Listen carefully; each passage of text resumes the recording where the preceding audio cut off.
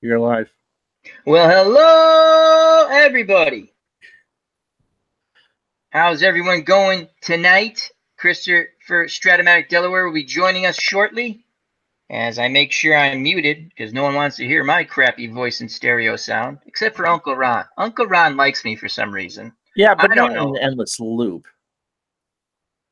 Oh, I not mean, on an not not on not an endless loop. not on it, That- not like that. Because I've done that. I've yeah, done the me same too. thing. Isn't that funny though? You're sitting there. When I first started to stream, I'm growing a beard for tomorrow, and then I can shave after AU Pack Mule is. I'm going to be on his show talking about Game of Thrones and how I love the Starks.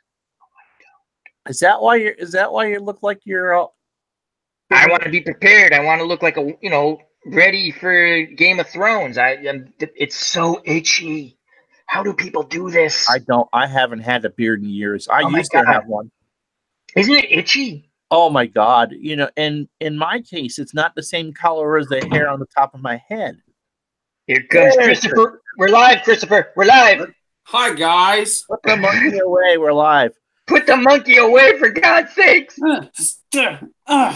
So I was 22, 23 years old, and I had let it grow, and it's itching like crazy, and I passed a full length mirror, and I didn't recognize. How long did you have it though? Like, was it For- grown in? Oh yeah, I had like when I met Sarah, I had a full facial hair. I got married with a mustache. Oh my God, you gotta put a picture up, man. I was fat as hell too. Uh, But my hair on my chin was red. It was fire engine red. It was dark red, and the hair. Dude, you should so do that for Game of Thrones. Oh sure. I don't even know what channel Game of Thrones is on. Okay. So, HBO. Yep. Yeah, I don't get HBO. Let me. You don't have to. There's apparatuses that you can. I understand that. I actually have HBO and I pay for it though. All right, let me go to the chat and say hello to W Vogs. Check out that great card collecting channel. JD, moderator extraordinaire. Check him out. He's doing MLB The Show and much more. He read some of his chapters in his books that he's writing. He gave a 6th chapter. Really cool, his new book. Drinks and Knows Things. Check him out. Robbie Wartberg, moderator extraordinaire. Ashi Cards 26, another fun card collecting channel. And Chris from Stratomatic Delaware is here with us. And so thank you. And hope all is well with everyone. Bubba Husky's jumped in the chat. So we want some participants. What was that? We miss you, OG. Yes, and OG is a little under the weather. So we miss him. Let's send our well wishes to the original Grognard, our good friend Devin. We love you, Devin. Hope you get feeling better. Yeah, and we're looking for some participation. We always have very good participation from the chat. As W Vox says, can I eventually join this? At some point you can. At some point you can, my friend. I've been on in his chats. He's a nice young man, and we'll have him on in a few months or so. What was I saying? Oh, we're looking for some. We always have great participation from the chat, but we might be riffing off you tonight. Just a little improv kind of stuff. But anyway. So let's go to do. Anyway, you know one of my guilty. Well, first let's go to Chris from Stratomatic Delaware, then Uncle Ron. Oh my God, we almost forgot. It's not like you haven't done this before. Come on.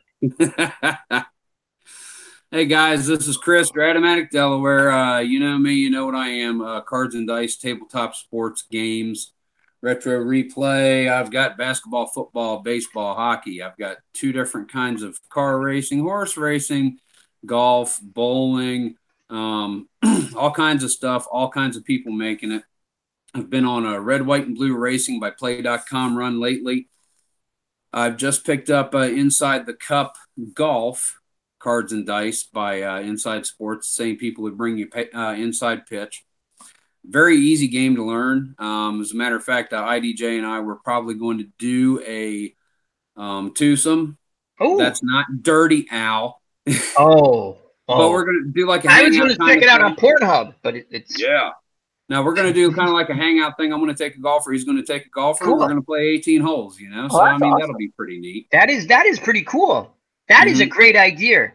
And this week I have, I mean, you know, I go through favorite games and everything. This week I caught the chess bug, man.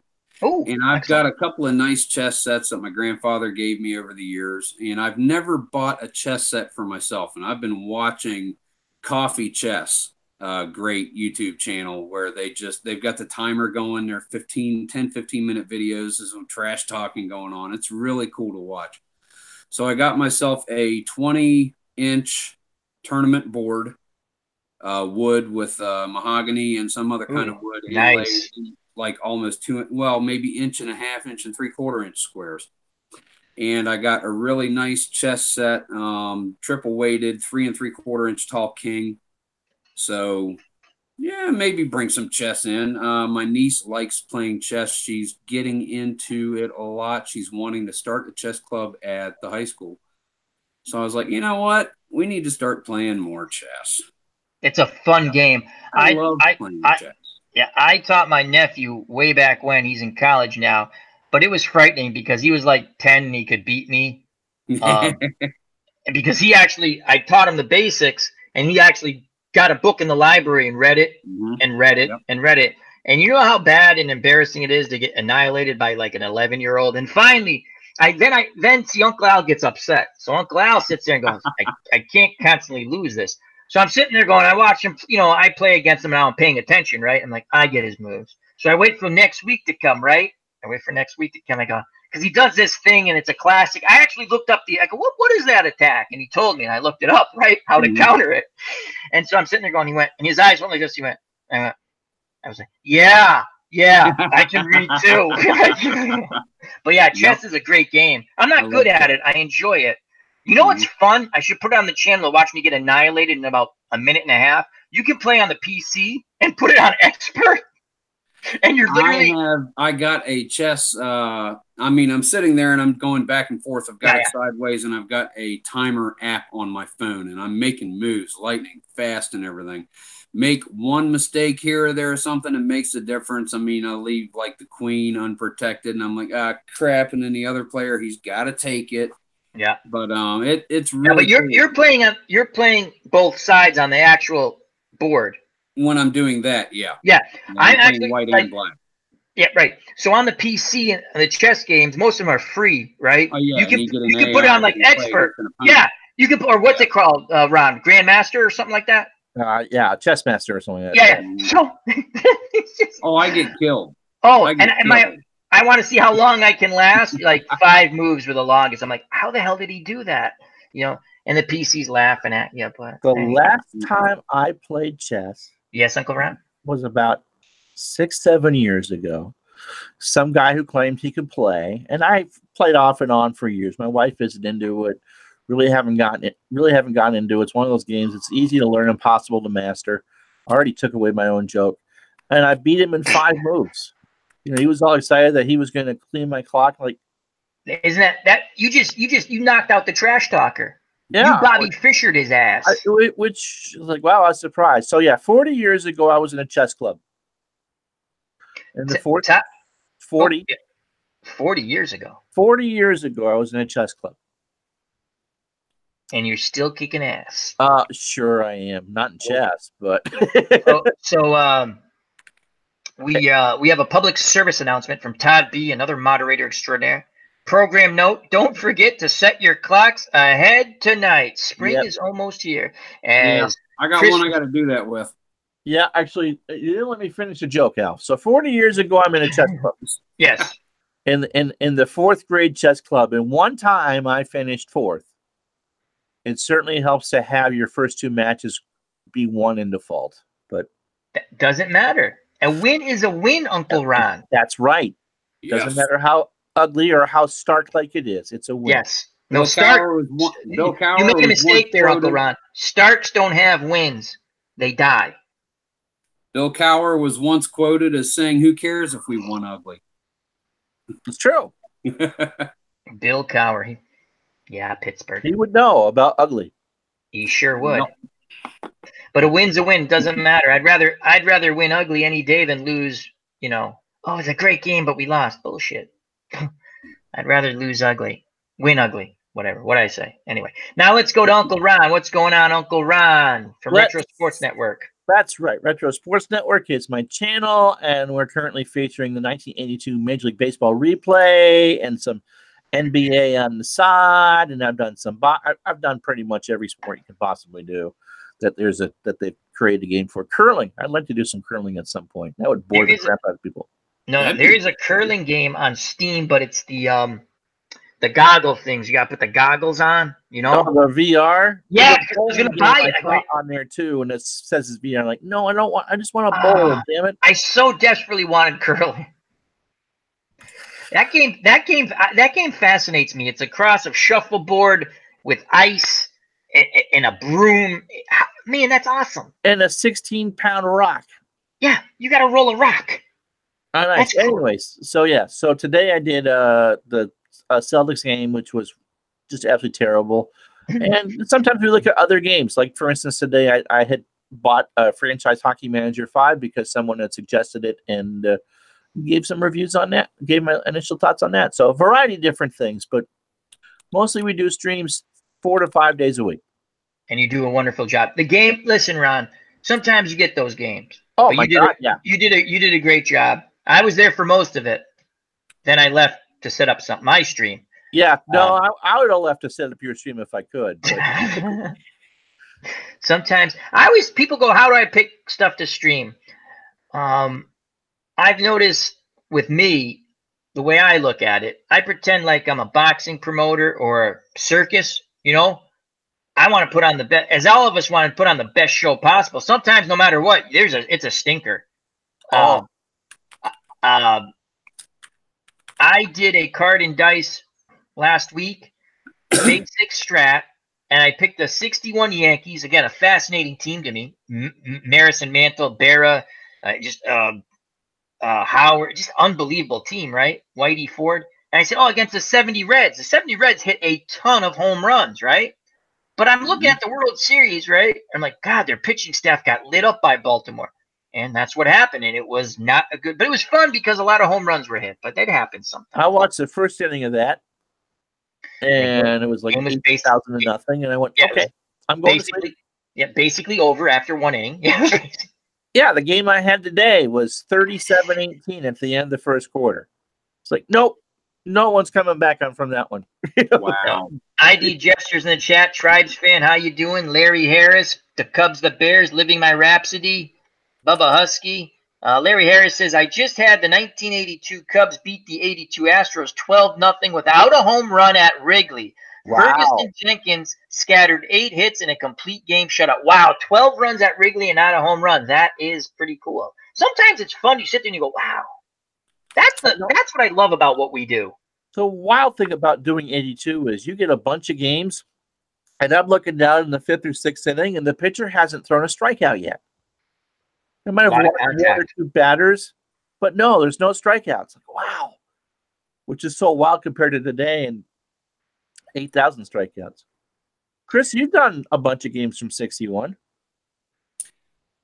What as far as different? Well, no, you're doing the Yankees. You're doing the Yankees, Mantle and Maris. Yeah. So far, I've done 65 games in that season, and long projects just slog sometimes, and kind of trying to get through it. I figure if I ever get to 81 or 82, I'll be halfway, and it might be downhill from there. But played a lot of games. The Yankees, they go through dry spells every now and again, but man, that's a tremendous team. The whole team is knocking them out of there. Berra's got like 15 homers in the first 61 games, and he only had like 22. Yeah, but that team's just frightening. How that team lost a game is beyond. I know I'm exaggerating a bit, but because there are two teams that absolutely fascinate me in baseball. The 27 Yankees and the 61 Yankees. I'm a Red Sox fan. And the 61 Yankees are amazing because their first 35 games, I mean, it was the first 2 or 3 weeks of the season, it rained out here. Just could not get a solid bunch of games in together where they were getting a rhythm, and they started out horribly. 3-7, I'm thinking, for the first 10 games, and it took them until really late May, early June, but about the time of the end of the trade deadline, June 15th, before they really picked it up and actually started to put wins together and started to gain ground on Detroit that year. Yeah, because the Tigers had a powerhouse team that year too. They won. They were, I think they won 100 games and lost the division. They're the pennant, or close to 100 games, and they lost by end of like 6-8 games or something like that. I don't remember. Because the Yankees just got on a tear. They had a stretch where they won like 29 out of 37 games. Jeez. And to make up for all the rainouts that they had earlier in the year, they're playing doubleheader. They had a stretch where they played like 39 games in 27 days. Imagine that now. The players would sit there and go, I can't play. Anyway, in the chat, we have Remember the Great Sports. Check out that wonderful channel. Thank you for joining us. But yeah, I'm just two teams that have always fascinated me: 27 Yankees and the 61 Yankees. I have no qualm. I enjoy playing those teams. It's just I love it. Okay, we're talking a little sports sims right now, and then we'll move on to whatever. What we've always talked about when we play these games, it just brings us back into history. I get to learn things and go, my God, then. By playing the game, I look up stuff because now, the internet, and I sit there and go, this team's incredible. Those teams are like what the Red Sox did last year is incredible. I didn't know how incredible until I got my strat cards, which I never buy, but for this year I did because it's the red, I wanted to set the whole. I'm sitting there looking at it and I'm like giggling. I go, this team's incredible. I watched these games. I knew they were really good, but when you see the numbers, like in a sim game, you sit there and you go, holy crap, Oh, yeah. You look at when Chris was doing his 1988, doing his card revelation thing a few weeks ago, and he showed that 80 George Brett card. Oh yeah, the monkey that runs HR just had to hold me down because that was pure porn. But not only the 390 batting average, but also the on base with drawing walks and everything. I mean, he has probably about 60% of his card. He's getting on base. I'll be curious. I don't have 56 in strat. If you look at the 56 Yankees, because that's the year that Mantle won the Triple Crown, and Berra probably should have won the MVP. I don't know if I have one of the oldie teams for 50. I might. I bought a ton of old teams. Again, basic. I tell you what, the basic game, and I wanted to say this to you, Chris. You did the right thing. You were not enjoying the super advanced. You weren't enjoying it. You said it. I don't mean you didn't like it, but you said, I'm going to have to do this in basic. I knew that there was no chance of me getting through this long project with the SAD V, so that's why I moved it back to basic. But you did the right thing. Doing that in mid-project, but that was for the survival of the project. Yeah, because otherwise the project would have got scuttled. It'd have been shelved. Yeah, it would have. And you did the right thing. But you know what? I, at first, was like, I bought all those teams, and they're in basic. They're the old sets. And I thought the deal was well worth it, what I paid. Yep. Now, I was supposed to get a sales price that I didn't, but because Al, Red Sox fan, is a glutton for punishment, he bought them anyway. But I've enjoyed those cards. I've actually figured out a way how to actually use the Mets, who are god-awful in 62. I'm going to put them against the worst teams from 2018, so that's going to be a little fun. I can do it I'm going to do some on the PC and some on the card. Mets could take on the 18 Orioles. I mean, that would be a great series. That's one of them. I'm going to do because they're horrible. They're horrible. But yeah, I don't think there's anything wrong with basic. And I play a lot of basic now because of the old sets. I play advanced with the other, with the advanced, but I don't mind basic at all. Yeah. And, you can change if you ground ball to short, what a ground ball to short is. If you're doing it on a stream, you can just, it's a bounder or cutter. Yeah, I mean, there's plenty of different ways to do that. That's the beauty of strat because I grew up with it. And once I started playing again, it all came back to me. Now, I do like dice baseball. I was going to do that Reds game between Oakland, game 1 of the World Series for John St. Batiste, and the statistician wanted that game, and I did it. And I cut out the cards for my dice baseball. It's called dice baseball. And I bought a ton of seasons because you could get them for $5, the PDF downloads. And I haven't played in a while. I'm like, I'm going to mess the rules up. Not that there's a lot, but I was like, you know what? I haven't played Digital Diamond in a long time. I'm going to play that. And if you haven't seen that game, you want to talk about the luck of the dice gods? The luck of the dice gods, my friend. Oh, my God, yes. And it just was funny. I know it's only rolling dice, but when something like that, which should never happen, to be honest with you, happens, I giggle. And that's why I play the games. Some people are like, oh, it's a stupid game. It's enjoyable. It's enjoyable. Mm-hmm. I've had two no-hitters over the years. I've never had one, not yet. Really? I've had two. Catfish Hunter using Strategic Baseball Simulator. I was doing the A's? What? Was he with the A's or Yankees? Yankees, 78 Yankees. No hit. Wow, that wasn't even a good year for him. No hit the Phillies. Wow. And just one of those like, wow. And bless you. And I had Jim Bouton no hit somebody for the 64 Yankees on Action PC. Mm-hmm. Closest I've been was a Stratomatic game I did. I was doing another long project that I really haven't gotten back to much in about 4 years, a 1960 NL replay.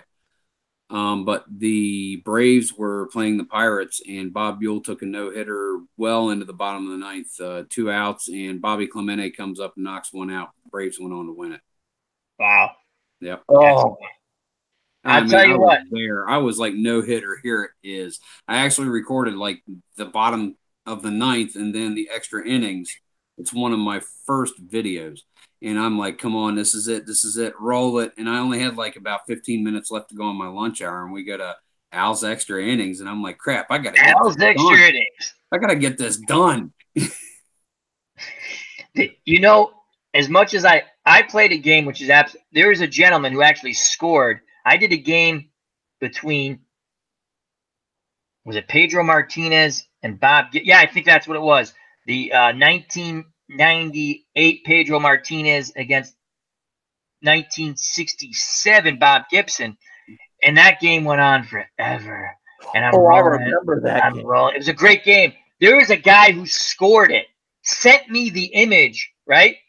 Seriously? And I have it. And I was going to post, I still have the thing, but he deleted it after. Like, he put the thing on so I could see it, then he deleted his message. He goes, download this if you want. It was really nice of him because I wanted to send a message back going, thank you. And when I went back, like the next day, I'm glad he left it up long enough that I was able to he scored the game. He goes, I listened to the whole game. I went back, listened again. It was awesome. And he scored the game. 3-hour stream.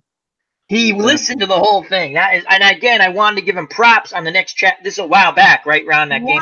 And I wanted to give him props on Chat with Al. I went back a few days later. He had taken his message off. But I was so happy I downloaded that night.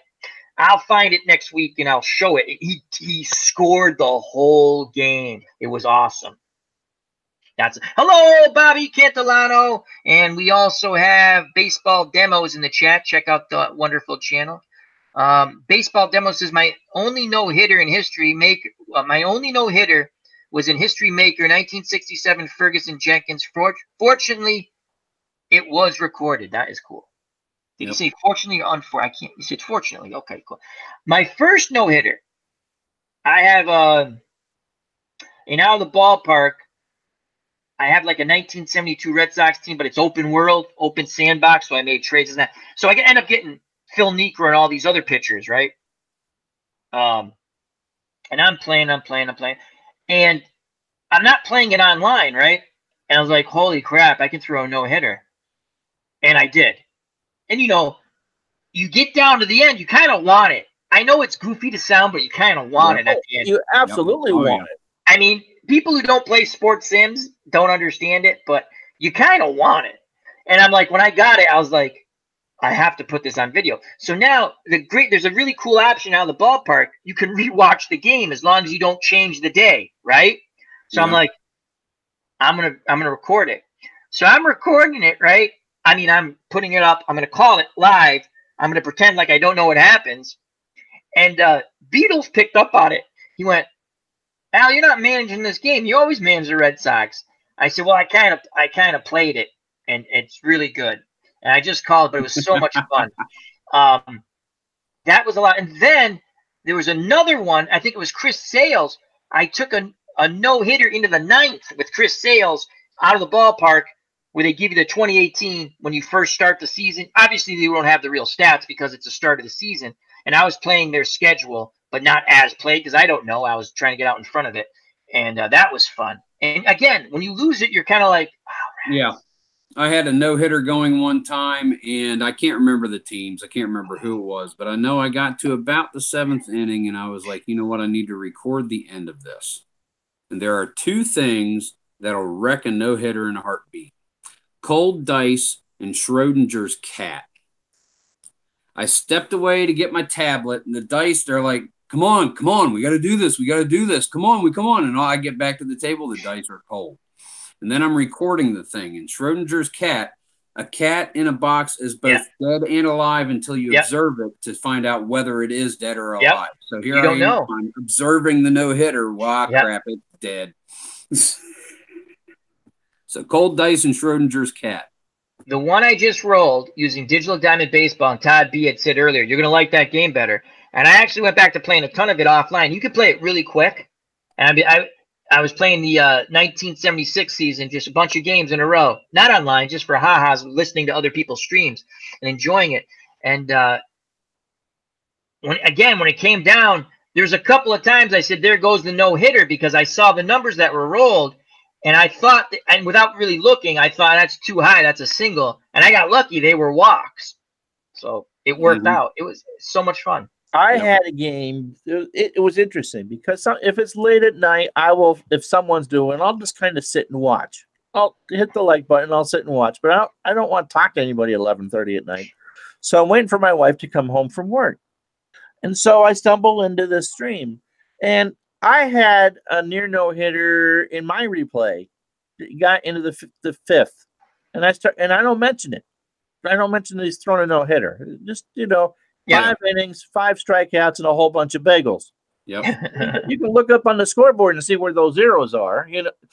I made Robbie hungry, and so I don't mention it. Pitcher gets hurt, as a matter of fact. Man, go back and watch the Angel Tiger game, Al. And so I have to bring in other pitchers. And anyway, so the Angels throw a 2-hitter. So I don't mention it until the hit's actually given up. And so I'm joining in about 11:30 the night you had your no-hitter, Al. And the first thing I hear out of Al's mouth is, he's carrying a no-hitter in the ninth. I was like, oh, I didn't care. I was so happy. I was so happy. You know why? Because other times I'm really quiet and I've lost them. I'm like, I'm going to do the reverse whammy. I'm going to talk about it. I always get to the point where I'm like, For the Love of the Game with Kevin Costner, and nobody wants to talk about it. No one wants to jinx the whole thing. But I've gotten to the point in the last year and a half or so where I'm like, I'm just going to talk about it because the dice are going to do it or the dice are not. That's the way I look at it, man. Yep. It was just funny. It was a lot of fun. And I enjoyed it. We had a nice crowd that night. And John St. Baptiste actually was there. He was watching. And then he popped in and said, oh, this is awesome. Again, if someone has a game, we all do this. If someone recommends something and we can work it in, we usually work it in because we all have our projects. Again, it's not written in stone. I went back. I'm trying to get 3 projects done. But I said, you know what? That'd be a nice little distraction. So it was cool. All right. Awesome. Anyway, that's our little sports. Hey, listen, those games are fun. If you're playing whatever you're playing, you have to enjoy life. Life is to be enjoyed. We go through enough BS and crap and stuff like that. So when you can enjoy stuff, whether it's reading, watching a movie, whatever it makes you happy, you just got to do it. Chris, you did before we change subjects and go into, you did a hockey game last night, and I saw that you had redone the fast action cards. Did you just? I did that. On that. How did you do that? A while ago, because the fast action cards that come with the game, they're very small, right about, let's say, just about this size right here. Yes. Wow. They're very different. That's the basic. The advanced and the super advanced, it's a larger card, about the size of the like breakaway and rebound cards. And I just, for the streaming and just for playing in general, I mean, I wanted to have something that I could handle better and, putting together games and having all kinds of game pieces and everywhere. And I'd gotten a whole bunch of blank cards, regular playing size cards, poker cards, and then also 2-inch square cards. And I was like, these would be perfect. So I just sat down and I just transcribed them onto these cards. So that way, I mean, that's a great idea. Flipping bigger cards, it goes a lot quicker. Larger print, easier to read. So yeah, you were getting a period done in 20 minutes. I love that game. That I've said from the start, and it's been so long since I played it. And we got to see Marvin, the Zamboni guy. Yes, Marvin. Those fast action cards move that game along. It really does. I mean, once you get into a rhythm, you're flipping a card. Okay, here we're going to passing. He loses the puck, goes to the opponent, flip another card. And once you get it into your head that you're not rolling the dice until you're taking a shot, you're just flipping a card. Game moves fast. I'm going to go to the chat real quick. Just we got some new people in there. We have Dave Gardner. He's having a tough day today. We got to make Dave laugh. And we have don't make me laugh yet. And we have Itinerary Hobbyist. Hello, Todd. And Danny Boyce, his first time in the stream. Hello, everyone. Well, thank you for joining us, Danny. And Danny, I believe, is a Card and Dice channel that I just subscribed to. I'm going to double check that. I'm almost positive that Danny is not card collecting, not Card and Dice. I apologize for that. Yes, it is. Yes, he is. That's Danny Boy. Okay. Well, thank you for stopping by, my friend. Greatly appreciate it. And so I was so the hockey game was outstanding. And now when I saw the teams playing, you could have bet the house. I know you shouldn't bet on sim games because we could fix it. It could be fixed. I knew and Ron must have been ecstatic when the Les Habitants destroyed the Bruins. So I wasn't thinking 7-1 though. I really thought the Kraut line was going to hold up a lot better than that. I really did. And Chamberlain getting third left winger for the Canadiens. Chamberlain getting 3 goals over the game, 1 power play goal. Holy wow! They're a powerhouse. And there's only 6 NHL teams then, so all those teams were top-notch players. Yeah. Yes. That's why when you look at the Canadiens' dominance, that's how incredible they were. Yeah. They played against the best of the best. People can say, "Oh, there's only 6 teams." Those were the best of the best players. You have to understand. Yeah. 6 teams with the best of the best players. That's how dominant the Montreal Canadiens were in the day.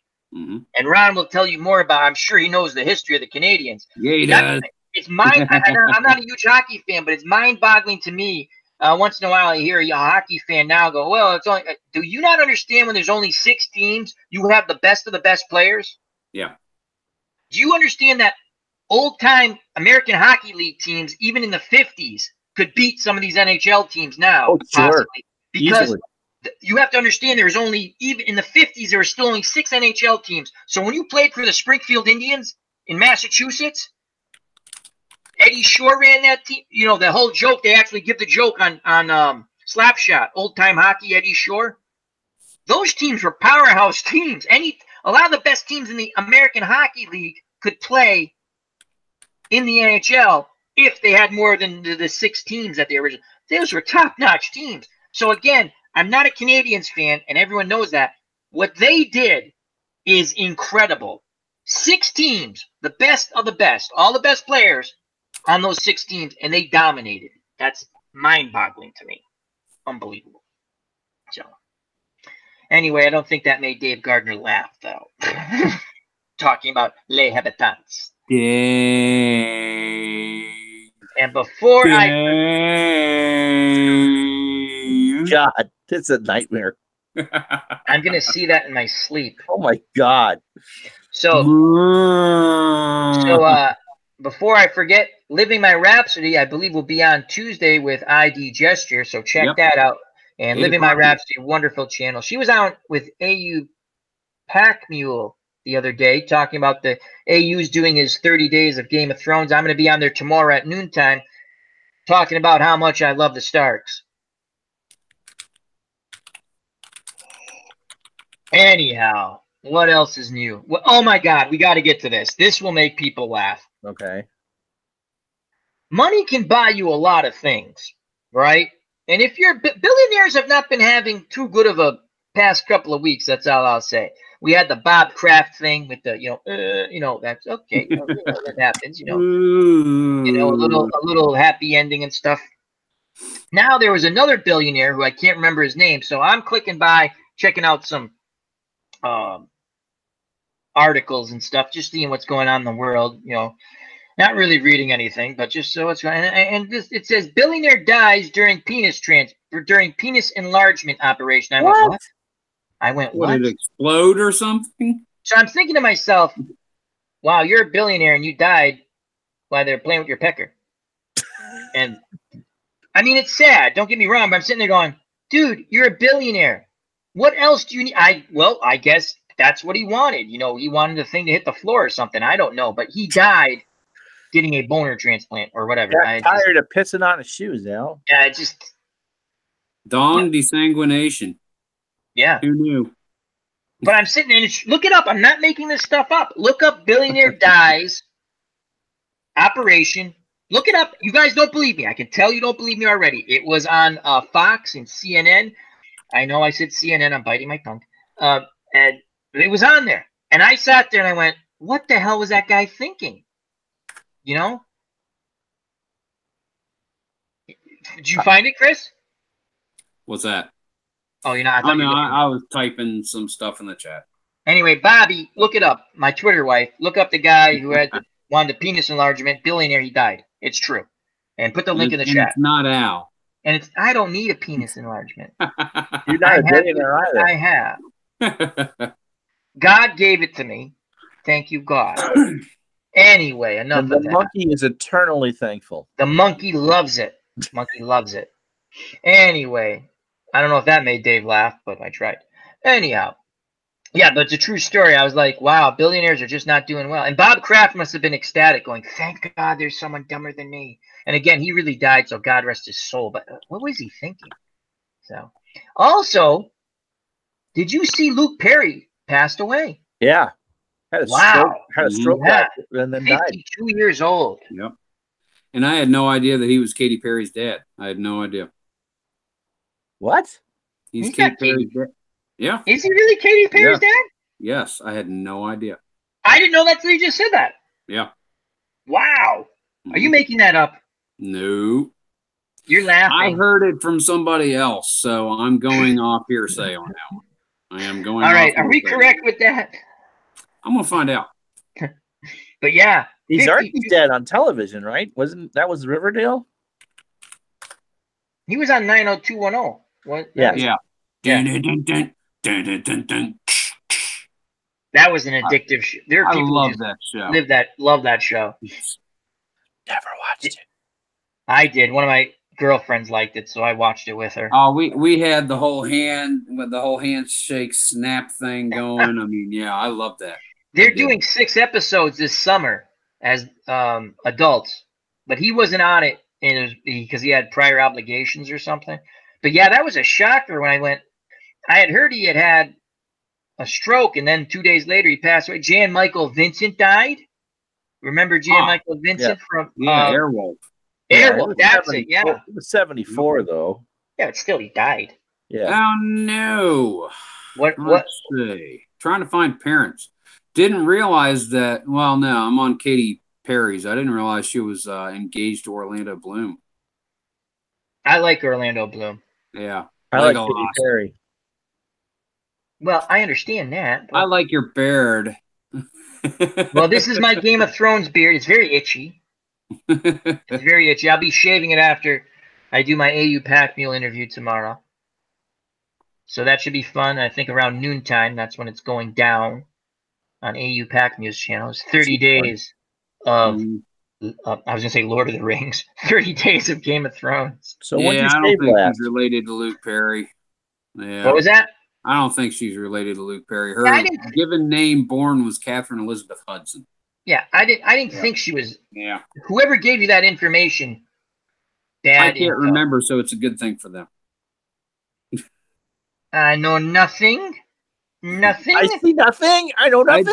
I did not even get up this morning. I do not know who did that. Hogan, don't do that. Luke Perry was in the movie with the greatest death scene ever. What was that? Buffy the Vampire Slayer. Paul Rubens. Oh, yeah.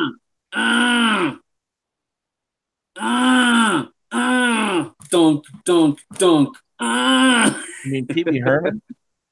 Yes. Yeah. Greatest death scene ever. You don't want to sit next to him in a movie theater. No. No. No. You get beat up. Not what that identical the right word word. for. That's not the right word. It's not beat up. It's never mind. Let's go to the chat real quick. What's going on in the chat here? Let's just say, in Pee Wee's case, everyone loves to taste the sausage, but no one wants to see how it's made. Sausage is good, though. I agree. That they always did that. Like they do that with hot dogs, right? You watch the History Channel again when it was the History Channel. They do all kinds of things about history, and they did the history of like the hot dog and stuff. And I'm like, okay, this should be interesting. And they're like, you don't want to know how it's made. I go, I don't give a shit how it's made. It tastes good. Don't tell me how it's made. I enjoy a hot dog. Okay, stop it. Bubble gum. Bubble gum was interesting. I think they were trying to use that to make tires, and they realized it wasn't going to work. And they had this stuff. What else can we do with it? And there was some jackass chewing it, and they're like, "Why are you chewing the rubber?" He's like, "It tastes good." You talking about Pee Wee Herman again? Yeah, he's chewing the rubber.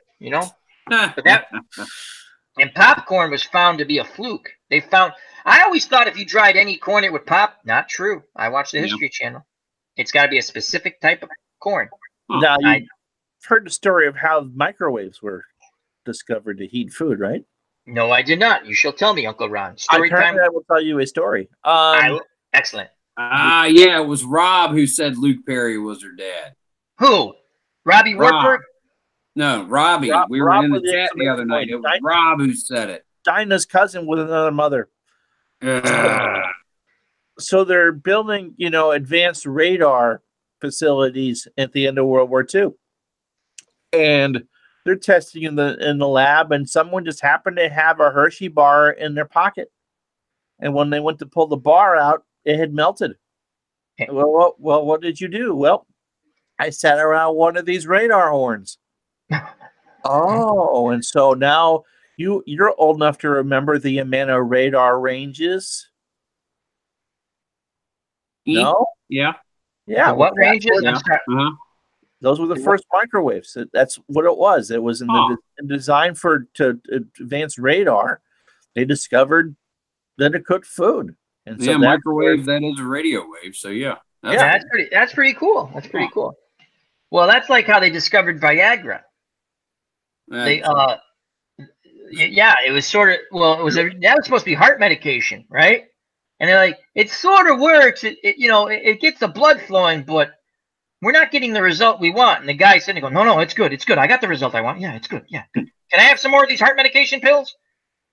So Kodak, they invented crazy glue, super glue, but they never really came up with any photographic related applications for it. So they never patented it. They also had digital technology developed, digital picture technology developed in the 80s and didn't know what to do with it. Mm-hmm. Talk about oopsie. Yeah. A little bit. We don't know what to do with it. You want it? Take it. It's just bullshit. Pretty much what they did.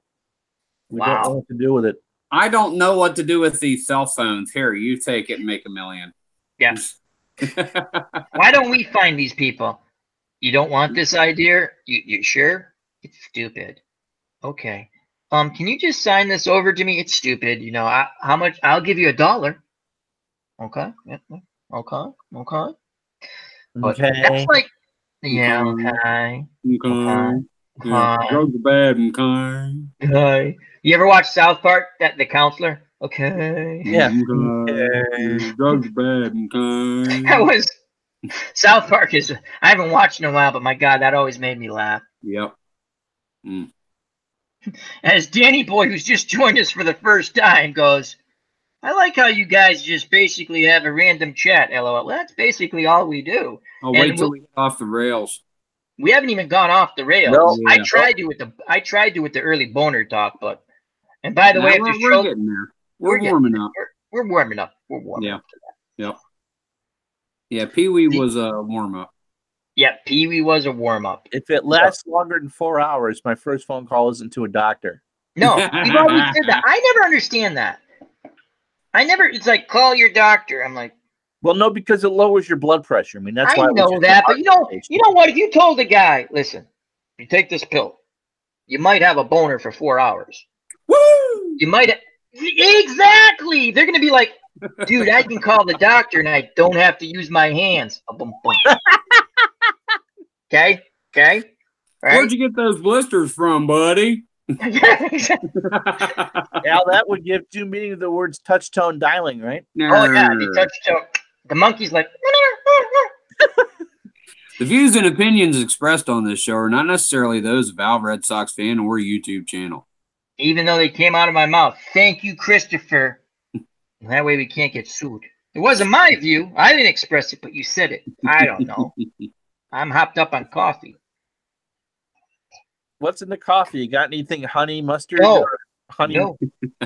No, it's, someone does, I don't mean that, but someone at work puts honey in their coffee, and I was like, that sounds gross. Has anyone ever tried that, honey in their coffee? Honey and tea, but not in coffee. Yeah, and tea, I know. Yeah. You know what sucks? When everyone at work gets sick and you get sick. That sucks. I went to Dunkin' a few years ago. If I get a nice coffee, I do it the same way. Cream and diabetic sweetener. And so instead of just getting a plain iced tea, I put cream and sweetener in it. I think, well, I drink my coffee that way. Why couldn't I drink the tea that way? Oh, it's gross. Yeah, there's some things that just go better with. See, Danny Boy says his wife puts honey in coffee. 2 people at work told me that. I'm going to try that. We should do it on air. Next week we'll try that. We can watch me puke. That'd be useful. That'd be cool. Get you some. Yeah, everybody remember, hit that. Everyone remember, hit that like button. Give it the people's elbow. Dusty Rhodes, right? I used to love watching Dusty Rhodes. He passed away, I think. I think he passed away. What was it? The American Dream. Yep.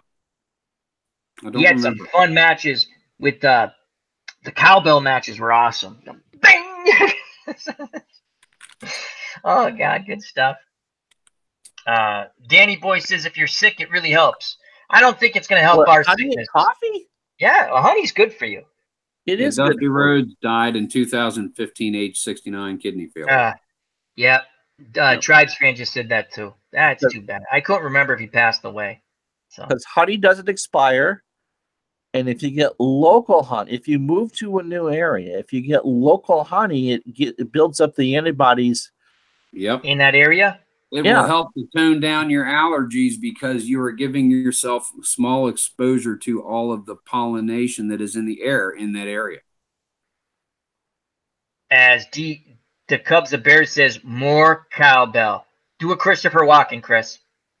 I could have had much better roles if I'd have had better writers. Jeez. Now, we're gonna do something in a second. I'm gonna put the scene down because I just thought of something, and we're gonna go to our favorite. Put the Sesame Street characters in this scene. Uh-oh. Okay, Sesame Street. So we're gonna give you the scene. We're gonna give the scene. Okay. And then we have to figure the Sesame Street characters to go. Last week we picked what drug of choice the Sesame Street characters would have. Yep. And Tickle Me Elmo, what was it? Angel Dust hopped up on speed or cocaine or some crap like that. Cocaine, I think we got him on. Yeah, Grover was on speed, right? Because do it, Chris. Super Grover. I'm Super Grover. So here's the scene. Has everyone seen Pulp Fiction? No. Damn. Okay, pick another scene. Now, that ruins that gag. Okay, pick a movie, Christopher. Oh man, I had the perfect scene too. Okay, we're gonna do the scene where Han Solo gets frozen in carbonite. Okay. Han Solo gets frozen in carbonite. That's The Empire Strikes Back, a feel-good story in my book. I'm an Empire kind of guy. Okay, well, hold on. Let me set the scene for you since I kind of like have it memorized and stuff. Okay? Yes, you set the scene. Wait, hold on. So in the chat, Chris from Stramac, Delaware, will set the scene, and now we're going to pick Sesame Street characters, and we'll probably throw some drugs in there. And don't do drugs, kids. This is for ha-has. And, we'll make you laugh. Go ahead. Well, we do drugs if it wasn't for ha-has. What's going on, buddy? You're being put in a carbon freeze. What happens if he dies? He's worth a lot to me. The Empire will compensate you if he dies. Put him in. Oh, no, stop, Chewie, stop, please. I'm not ready to die. Wait, calm down. This isn't going to help. The princess. You have to take care of her. All right?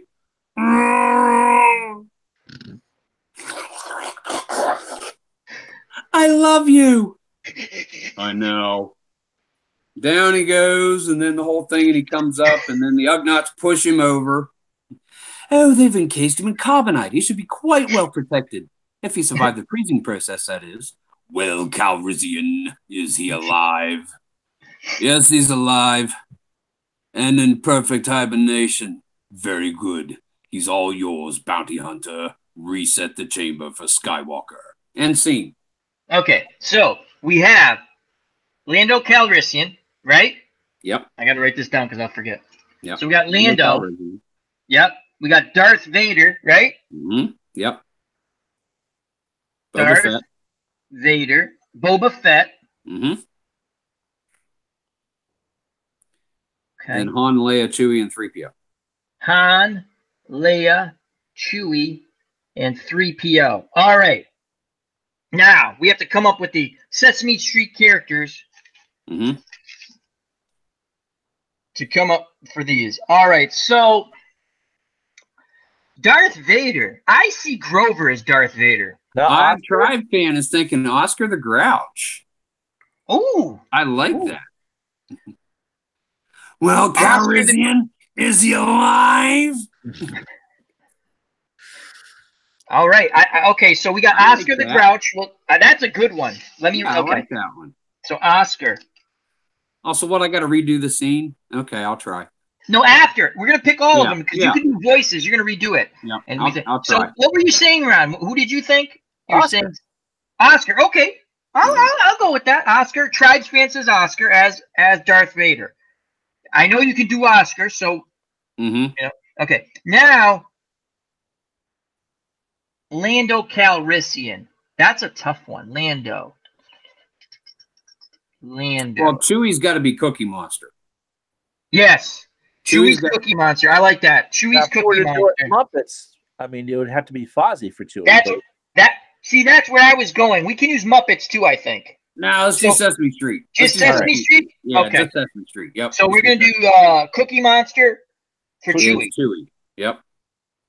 You know, Ron, though? Ron, you know what? I was thinking the same thing. Yeah. I was thinking, which I just visualized. That's funny. We were thinking the same thing.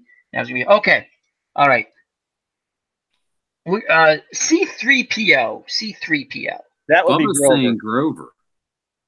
Grover for C-3PO? Yeah. That could happen. I like it. You did the voice. Grover.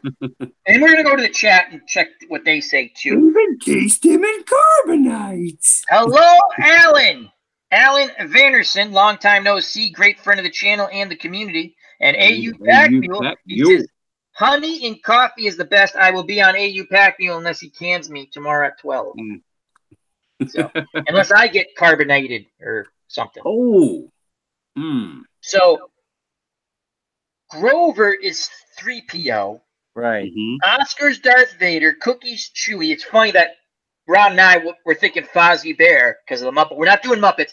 And we're going to do the whole scene thanks to Chris from Stratton, Delaware with these characters. Well, how do you do Leia? Because there weren't any female Muppets on. Well, Tribe fan said Big Bird, but I can't really do Big Bird.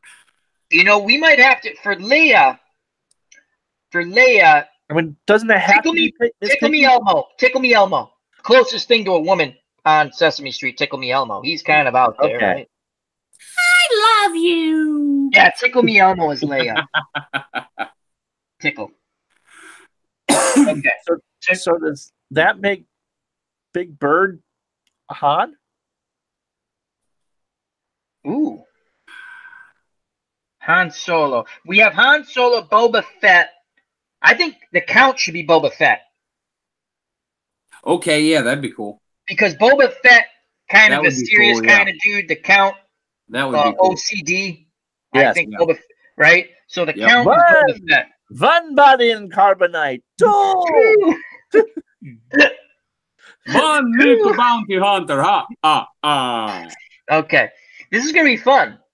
Yep. It's gonna be fun. Thank God for Chris. Okay.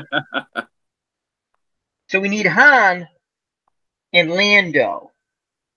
So Lando's kind of a cool guy, right? Bert. Bert. And Han is Ernie. Oh, I like it. Yeah. Bert Yeah. is Lando, excuse me, and Ernie is Han.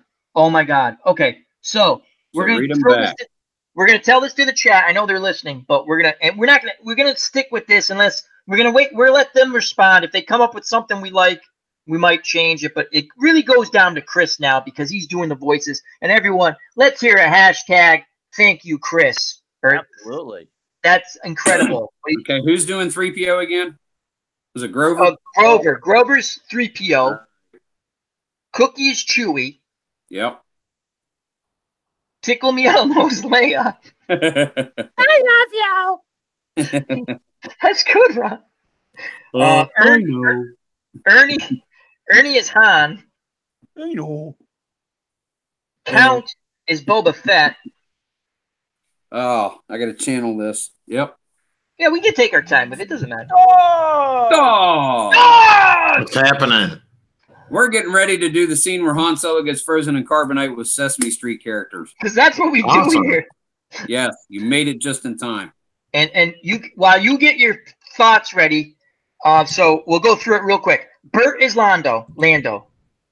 Oscar is Lando? Darth Vader. Is it Lando or Lando? Lando, sorry. Lando. Okay, Bert is Lando. Oscar is Darth Vader. The Count is Boba Fett. Right, Ron? Is that how we had it? Yep. Okay. Ernie is Han. Tickle Me Elmo's Leia. Cookie Monster is Chewy. And Grover is 3PO. Okay.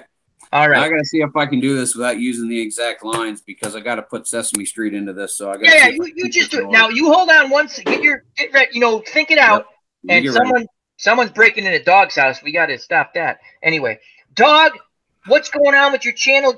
When you're done, give us your intro, Dog. As he's sipping away. What do you have? What's your drink of choice tonight, my friend? Oh, I'm all jacked up on Mountain Dew. Awesome sauce. So how's everything going? What's coming up?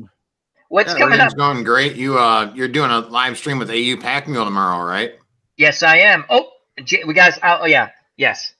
So yeah, I'm definitely looking forward to that tomorrow. And hopefully we'll be doing the one with Ben-Hur on your channel soon. Sure. So that's gonna be a lot of fun. What time are you doing AUs? I've been looking for the time and stuff. Noon. Like okay, noon awesome. to 1, noon to 1:30, noon to 2. I think it's a good time.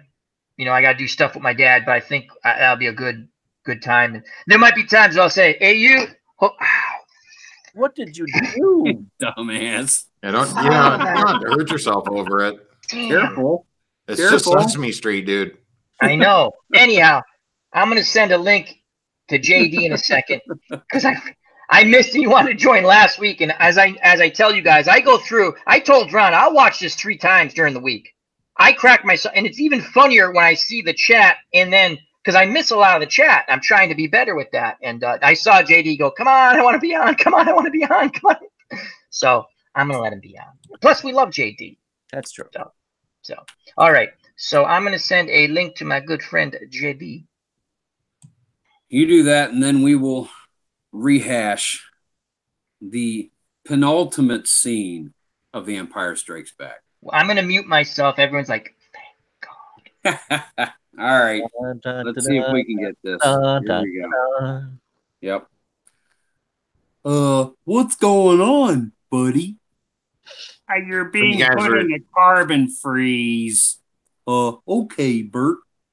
What happens if he dies? He's worth a lot to me. The Empire will compensate you if he dies. Put him in. Cookie, Cookie, Cookie. No, stop. I'm not ready to die there, Cookie. Cookie, don't do this. It won't help. The princess, you have to take care of her. Okay, buddy? Cookie. I love you. I know. Drops down in. comes back up. Ugnaughts push him over. Oh, they've encased him in carbonite. He should be quite well protected. If he survived the freezing process, that is. Well, Lando, is he alive? Yeah, he's alive and in perfect hibernation. But now I don't have a roommate. I don't care. He's all yours, bounty hunter. Reset the chamber for Skywalker. That was awesome. Rubber ducky, you're the one. Oh, Ron comes up. That's great. That's great. Ernie is frozen like this, holding his rubber ducky. That's awesome. Yes. And we have just redone that scene thanks to Chris from Stratomatic, Delaware, and my bizarre thoughts in my head, and Ron Juckett with Sesame Street characters. You get that nowhere else. Now I have to send a link to JD. Lots of help from the chat. And lots of help. Of course, lots of help from the chat. We did have one thing we whacked out. So, as he something about something, but he's gone. Yeah. Anyway. All right. I'm going to mute myself and send a link to JD. That was awesome. Bravo. Hashtag bravo to Chris in the chat. So, Dog, what you got going on your channel, brother? I'm just speechless after what just happened there. I mean, I just hopped into this and I'm going, what the heck is going on here? But that was amazing, dude. Absolutely amazing. I'm sorry I hope I didn't interrupt you there. I was like, yeah, I was. Oh, no, you didn't. Like doing 12 Angry Men by yourself.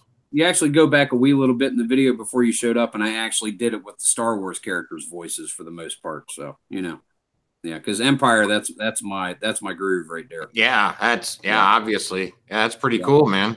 Mm-hmm. So what you got going on, man? What you got going on? Oh, what do I have going on? Yeah. Oh, yeah, I've been doing my Dog Days of History videos and things of that nature. Right now, I've got like a little secret. I've been tinkering around with a little Game of Thrones project I'm trying to do as we're getting close to season 8 there. So that was kind of fun. I've been messing with that today, and tomorrow hopefully we can get Al on and talk about some Ben-Hur tomorrow. That would be awesome. I love Ben-Hur. That is now that to me, Dog, is a must-see movie if you're a movie fan. Would you not say that? Definitely. It's unbelievable. I still think it's the greatest picture of all time. So great movie, and I look forward to. I'd love to do that tomorrow if we have an opportunity, or whenever you want on your channel. That's It's just such a good movie, Ben-Hur, and we won't do it here. But Dog and I love that movie. Just that movie holds up now. There is only one scene that does not hold up, and it's only because of the technology at the time when they're having that epic battle scene with the Roman fleet and the pirates, and they're just going back and forth, and they're basically using models. Ramming speed. Exactly. And because they didn't have the technology to do certain things. Yeah, great movie. Great movie. So JD, I sent the link to him. He'll be joining us shortly, hopefully. And hi, folks in the chat there. And more than likely it'd be the evening sometime, Eastern time. I'll get with Al, and because I know Al's doing a stream with AU tomorrow too. So I want him to be all focused on getting revved up to talk some Starks tomorrow with AU. That's going to be fantastic. And I'd like to say thank you to Danny Boy. He's leaving us. First time he was in the stream. I hope you enjoyed it, and I think you did. And thank you very much, my friend, and God bless. So, we're going to, Starks. So, Al, are you going to shave on air after you're done? No. This is for Game of Thrones. It's itchy as hell. Right here's the worst. I'll be at work doing this, and they're like, Al, stop doing that. I'm like, what? And they're like, you're looking at women doing this. I'm like, no. It's itchy. At least you're not looking at women doing this. No, there was a discussion. You can't do that. I started my boycott on Gillette also, Al, so don't feel bad, buddy. That's a good, if you don't know what we're talking about, that's, I like that, Dog. That was really good. But, it's going to be fun. Game of Thrones, excellent show. Dog, what the hell stream was he on? Was it his stream? I'm watching, and he's got a shirt on, a sweatshirt, right?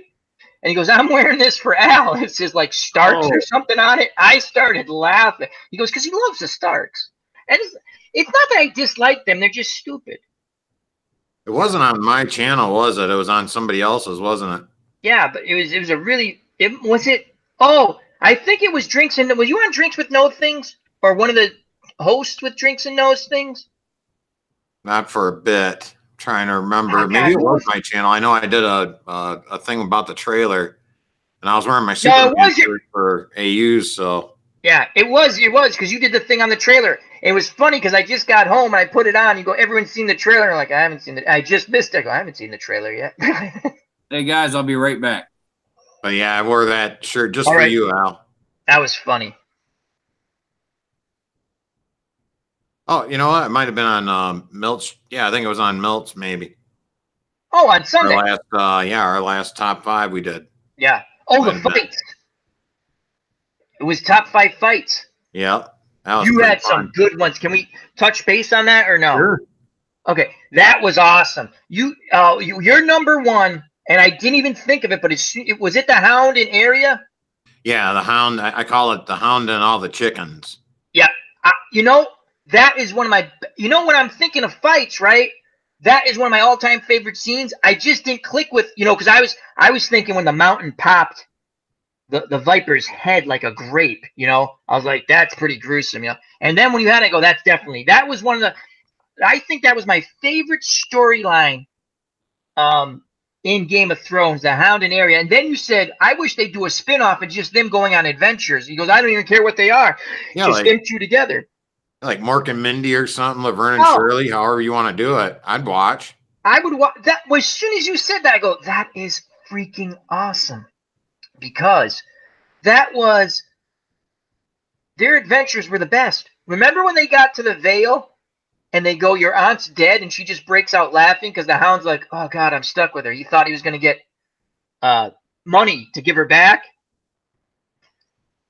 Those are two fun characters. 2 fun characters. Yeah. And at that point, he called her his companion, I think, too. So, he was totally stuck with her. W. Vog says, Al, do you like Troy? I assume I'm looking in the chat. They're talking about the movie. I like Troy. That wasn't a bad movie. It wasn't like the book, but because certain people. Hello, JD. How you doing, my friend?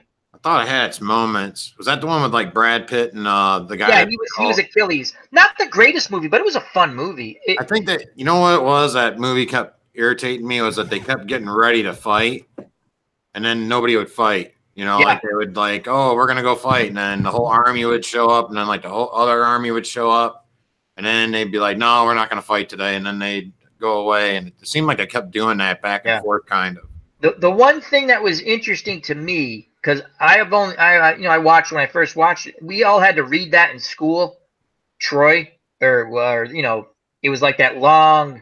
Or the Iliad or the Odyssey. Yeah. The Odyssey or whatever. Right. The Odyssey is when he's going home, so it had to be the Iliad, right? Because it's the Odyssey of the journey home. So it's one of those two. I think it's the Iliad. We had to read that. Yeah, so Return of the Iliad. You know who dies, and then in the movie, I'm waiting for these characters to die, right? And they didn't die. It was an interesting. I enjoyed it. I don't dislike that movie. That was a long time ago, though. But I don't know. Do you remember them getting the whole army ready, and then they're about to fight, and then oh, we're not going to fight today. No, yeah, I know what you're talking about. They would have let me know, and I could have got more Twizzlers. Yeah, exactly. What's up, JD? Let's go to JD. Let's go to JD. How's it going? What's going on with the channel? I am sorry, JD. I rewatch my shows because I'm my biggest fan. I think I'm brilliant. Everyone's like, but so I'm watching it over, and I'm like, JD puts a thing. Hey, throw me a link. And obviously we will, right, JD? And I went, oh shit. And I'm like, he's gonna be pissed at me now, right? And I'm like, and then I sent you a message going, I didn't see it. I'm sorry. So JD is with us today, and we greatly appreciate that. Shit happens. No worries.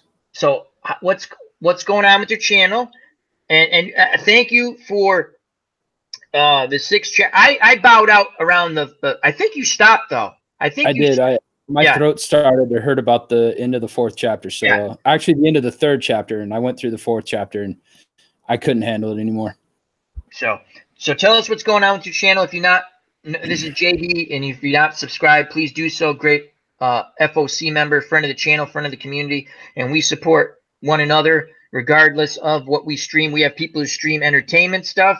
Is that how we put it, Ron? Entertainment? Yeah. Sports sims, talk shows like ID Gesture, and Ron does. Ron we got to get to that after the interview with your friend. So let me write that down. But JD, tell us what's going on. Well, let's see. Right now, what about 2 weeks ago, I bought MLB 18. I have a batter named Jack Daniels that plays. He got moved from 3rd base to 1st base, and so I've been playing a lot of that. Let's see what else is going on the channel. Random streams like usual, music or discussions. I did do an author discussion with Dog and Alicia Kingston last weekend, which was a lot of fun. That was a lot of fun. Some good books, some good authors. Unfortunately, for a lot of people, I sent out a lot of links, but everybody must have been busy. But last night, I read 4 chapters from one of my books. Yep. If Al permits it, sometime tonight, I will read the 3 pages I have wrote for chapter 6. Now, you guys ain't gonna understand what the hell's going on, but I'll read it. Absolutely. We'll get to that. Absolutely. So, I didn't hear him read it. Now, Dog, I had a chance to read it, and then to hear it actually from the author read it, it's just outstanding. Cool. Now, I've not been in a good place for a little while. Ron knows this. I've discussed it with Ron and OG. I apologize to JD. He sends me stuff to read too. I just, my mindset hasn't been there. I'm going to read it, but Dog has read it. And like he just said, Dog said, like, listening to the author read it is really cool. After, it's just really cool. And this is what this community is about, helping one another. So I feel honored that JD sends me stuff to let me read it. And I apologize again. Shit's been going on. No apologize. I send stuff out because truthfully, I need proofreaders. I miss a lot of stuff when I write and then go back over it. Sometimes I don't go back over it. I just write it and then I'm like, hey, check this out and read this and let me know what you think. That's fine. That's cool. I actually have my first book. Dog actually has a copy of all 28 chapters and is eventually going to do a proofread for me. I've got a couple other people that are doing proofreads for me, and eventually we will have like a little get-together meeting on private and go over it. And once that's done, I will go back over it with their ideas, and then it's going to get shipped off to an editor, and then I will either self-publish it or I will send it to a publisher, depending on how I feel. I cannot wait to purchase it on my Kindle or however I have to purchase it. That is awesome. I could say one thing to JD, Absolutely. If I could possibly, just not to tell you how to do things down the road or anything, but if you are to add a character, possibly, could you, add a bum named Austin Hayes? Thanks. For people that don't understand that one, on my baseball game on MLB 18, my guy moved up from like number 8 to cleanup hitter through playing, and the guy behind me's name is Austin Hayes. And for the whole month of April, he had a batting average of .189. And was it sucked because if there was 2 outs, I wasn't going anywhere. He's awful. Now, I've been enjoying the MLB The Show. That was fun. I watched some of that the other night. Yeah. And like he stinks, and it's funny, and that's who the player is. That's why. At first, I was like, that's too funny, Dog. That is funny. That's a good one. That's awesome. The one I'm looking for. So your first book, JD, that's pretty close then. Mm-hmm. Awesome. That is awesome. Yeah, it's like I said, I've got it. I've wrote it completely. It's done. Yeah. I won't be writing any more pages, but as an author, I want it to be the best work I can possibly do. And the best work I can possibly do is send it out to friends that I know that read a lot of books, people that I've met here on the community that read a lot of books, and get their feedback on it, and then go back and change, if I need to change things or fix things or add stuff, I can do that. And then, it's basically off and running and see what happens. Cool. And I do plan on reading those chapters, even though you read 3. I'm going to read them all. I greatly appreciate it. And I want you to finish these books, because you know what book I want you to finish. The Western. Right now, like, I've really been in the mood of writing on the Assassin. That's the problem. My mind is kind of, when it comes to writing especially, is really jumpy, and there's days that I don't want to do a damn thing when it comes to stories. And then for a month straight on Shadow of a Kingdom, and then for 3 days I'll work on Assassin, and then a day I work on the Western, and then I'm back. My mind just bounces, and it's whichever movies. It's whichever movies. Oh, sorry. No, go ahead. Say whichever movie starts playing in my head is the one I start writing. My next question about the writing thing, because it's fascinating to me, because I'm not good at that. Are you ever, like, say, out and about, whether it's at work, and all of a sudden you get an idea and you're like, oh God, I just want to write this idea down. I want to make sure. I have Microsoft Word on my cell phone for that reason.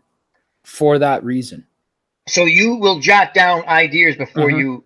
That's awesome. I've always wanted to ask someone that. Like when I'm, I've got like so much, because I work in HVAC, so there's times where I have an hour or half an hour between jobs.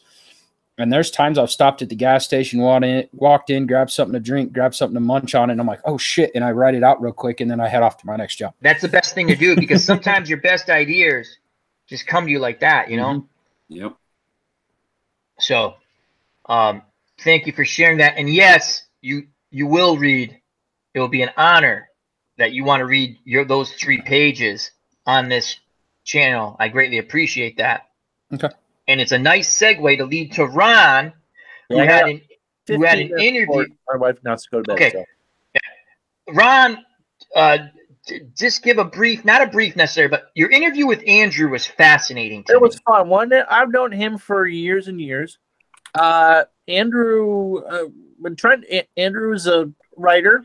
We wrote together at Bleacher Report, and he also did some writing for Yahoo Sports. He just moved to California. He lived here in Burlington. I lived in Burlington. And so he decided I've been trying to get him to write a book. He runs a history blog, baseball history blog. And so write a book, dude. And so he pulled out, I think, 80 players that he talked to over the last 10 years and assembled them onto Amazon and published his own book. Like, he did it within an hour. That is awesome. And so really was fun. And so I said, you got to come on. We got to talk about it. And we chatted for an hour and a half. And that was great stuff. I missed the beginning. I got to go back and watch the beginning. And I had to do some stuff, so I didn't catch the very, very end. But it was fascinating when he would talk about just people being happy to talk to him. And he mentioned someone that, oh God, I was like, whoa, that's interesting. That people didn't know who that player. Oh, what was the player? To me, because right away when he said the name, I'm like, how do you not recognize that player? Crap! Now I forgot who it was. But it was a player from the '80s. It's not that long ago. Right. Oh God. A lot of these players, especially those, once you retire and get into coaching, Frank Viola. Yes, there's Frank Viola. Thank you. That's right. And for the Twins. Yeah, Twins, the Red Sox, Red Sox for a year or two that we try to forget. And, I think players just want to be recognized once their playing days are done. And, Viola made pretty good money as a player. He got his pension and a few $1 million to go with it. Yep. And Andrew tells the story. Frank was a pitching coach for someone, and that must have been, we're short season A up here. So, it's getting into coaching for the first time. And I'll go give you 20, 30 minutes. Let's go sit by the picnic tables and that. And it was just glad that people talked to him. And so that's what his first book's a collection of of interviews that he's either done over the phone or done over email and stuff like that. But yeah, Andrew's a great guy. Yeah, that was Not a really gamer at all. Always will ask me like, "Is this a real game you're playing or what?" But yeah, no, I love the guy. Really. Very fascinating. It was Great just guy. great stuff. Again, then we talked about what I'm going to be honest with you. Baseball to me is fine the way it is. Now, would I like the one thing I would do? You get on the mound, you pitch. You get in the batter's box, you hit. That's the only thing that annoys me. Other than that, I don't want to see them going, oh, if a pitcher comes in, he's got to face 3 batters. No, you're there to win. This is just my opinion. I don't want to see that. I don't want to see them outlaw the shift. I don't like the shift, but you know what? If they put everyone on one side of the field, right? Bunt. Thank you. I don't want to see the outlaw the shift. I don't need special rules for baseball, okay? I don't need special rules. I don't want a guy starting. Don't look at what they're going to do in the Atlantic League this year. What are they going to do, Ron? Pitch clock. They're moving the mound back to 62 feet, outlawing the shift, and the 3-batter thing. I don't like that. That's not baseball. That's like when you watch the Little League World Series. I enjoy watching, but to me that's not baseball because when I was a kid, we didn't play with those rules. We played with baseball. I mean, yeah, there's the leaning thing was there, so I'm familiar with that. You know, you have to lead after the pitch is thrown at that age. I get that.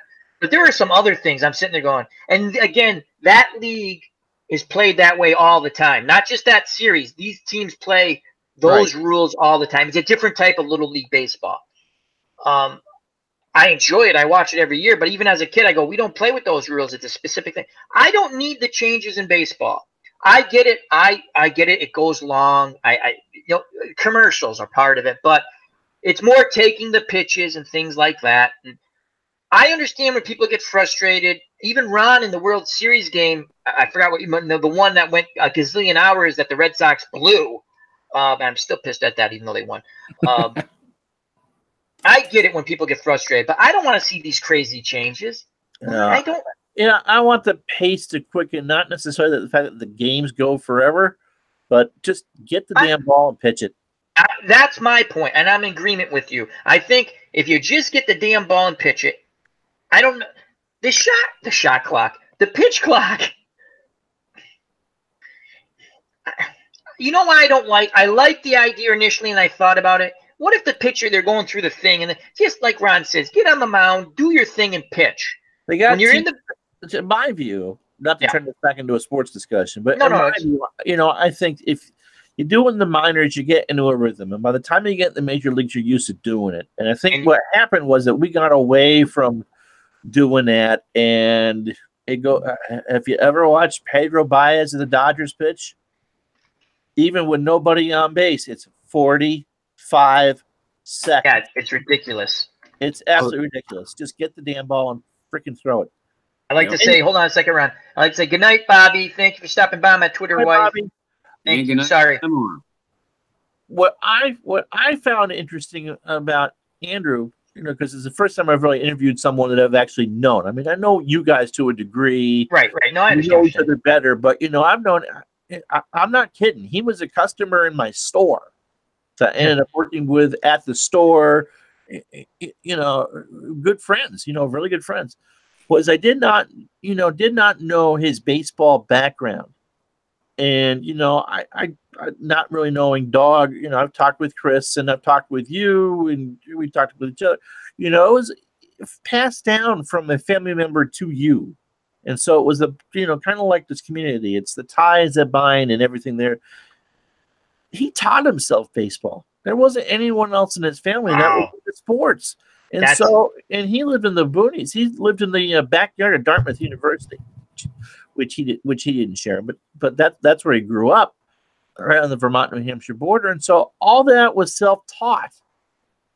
You're right, because normally you're taught sports through someone, regardless whether mother, father, uncle, aunt, cousin, brother, sister. Here. Yeah, they like a sport, and that's how you get into it. That's incredible. That's and before I just want to say, Comics with Bueller was in the chat. Shout out to Comics with Bueller. He's having a trip to go see his daughter. Have a safe, healthy trip. He stopped by to say hi and give a like, and the wonderful community we have. So anyway, just want to say thank you, Comics with Bueller. JD we were talking, and I didn't want to interrupt that. So that's incredible to me, Ron, because I was introduced to sports through my family. Because right, I would think, and that's a quick little conversation here. JD, how were you introduced to the sports you love? Baseball, football, you know? Football was through, that's through my grandparents. My mom would put it on like when she was cleaning, she'd put football on and do her thing. And when you're little like that, you don't really pay attention to it. But my grandpa, Doolin, was a very, very big college football fan. And what was his team of choice, JD? Do you remember? He was an Army guy. Oh. He served in the Army. So, okay. He was an Army guy.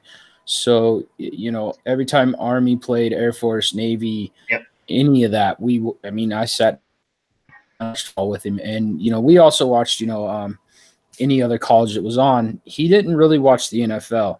My other grandparents, my grandma was a huge Broncos fan, and that's how I became, that I used to watch the Broncos. And then I back then I was a kid, and, I watched whoever was on. I still do to this day. And my uncle's the one that actually got me to become a big Broncos fan. Sitting with him, watching his passion for a team that he loved was huge. Baseball, I got through friends, something to do after school. We played baseball. Yeah, pickup games. And then my dad was a big basketball player. He didn't like watching it on TV, but he loved playing the game, and he played it up into his 30s. Like, they did pickup games at the high school. So that's how I got into basketball. I don't watch basketball on TV. It's not what I grew up with when you had actual teamwork. This shit today is more showing off and drama, and I'm fuck that shit. And I walk off. So I still play the game. I love the game. I love to play it, but I don't watch it on TV. But that's how I got into sports. That's awesome. Thank you for sharing that. We're going to go to Ron next because I know. But Todd B brings up he was introduced to sports by just buying trading cards, which that's an interesting one. That's a good one too. I mean, any way you're introduced to, for Andrew to say himself, So Ron, who introduced you to sports? Then we'll go to Chris, then Dog, and we'll move on from that. Well, my father had the betting slips. I think I've talked about that. I'm not with you or ID or the football tickets. The football tickets. He worked at General Electric, and that's what they did. And so there was always football on, and baseball. He was a huge Yankee fan. And that's why I became a Red Sox fan, because that's too funny. Irritated the rest of them. I'm like, no, I'm not going to fall in line and be complacent. Oh wow, you were a rebel, Ron. Ron was a rebel. No, the rebel.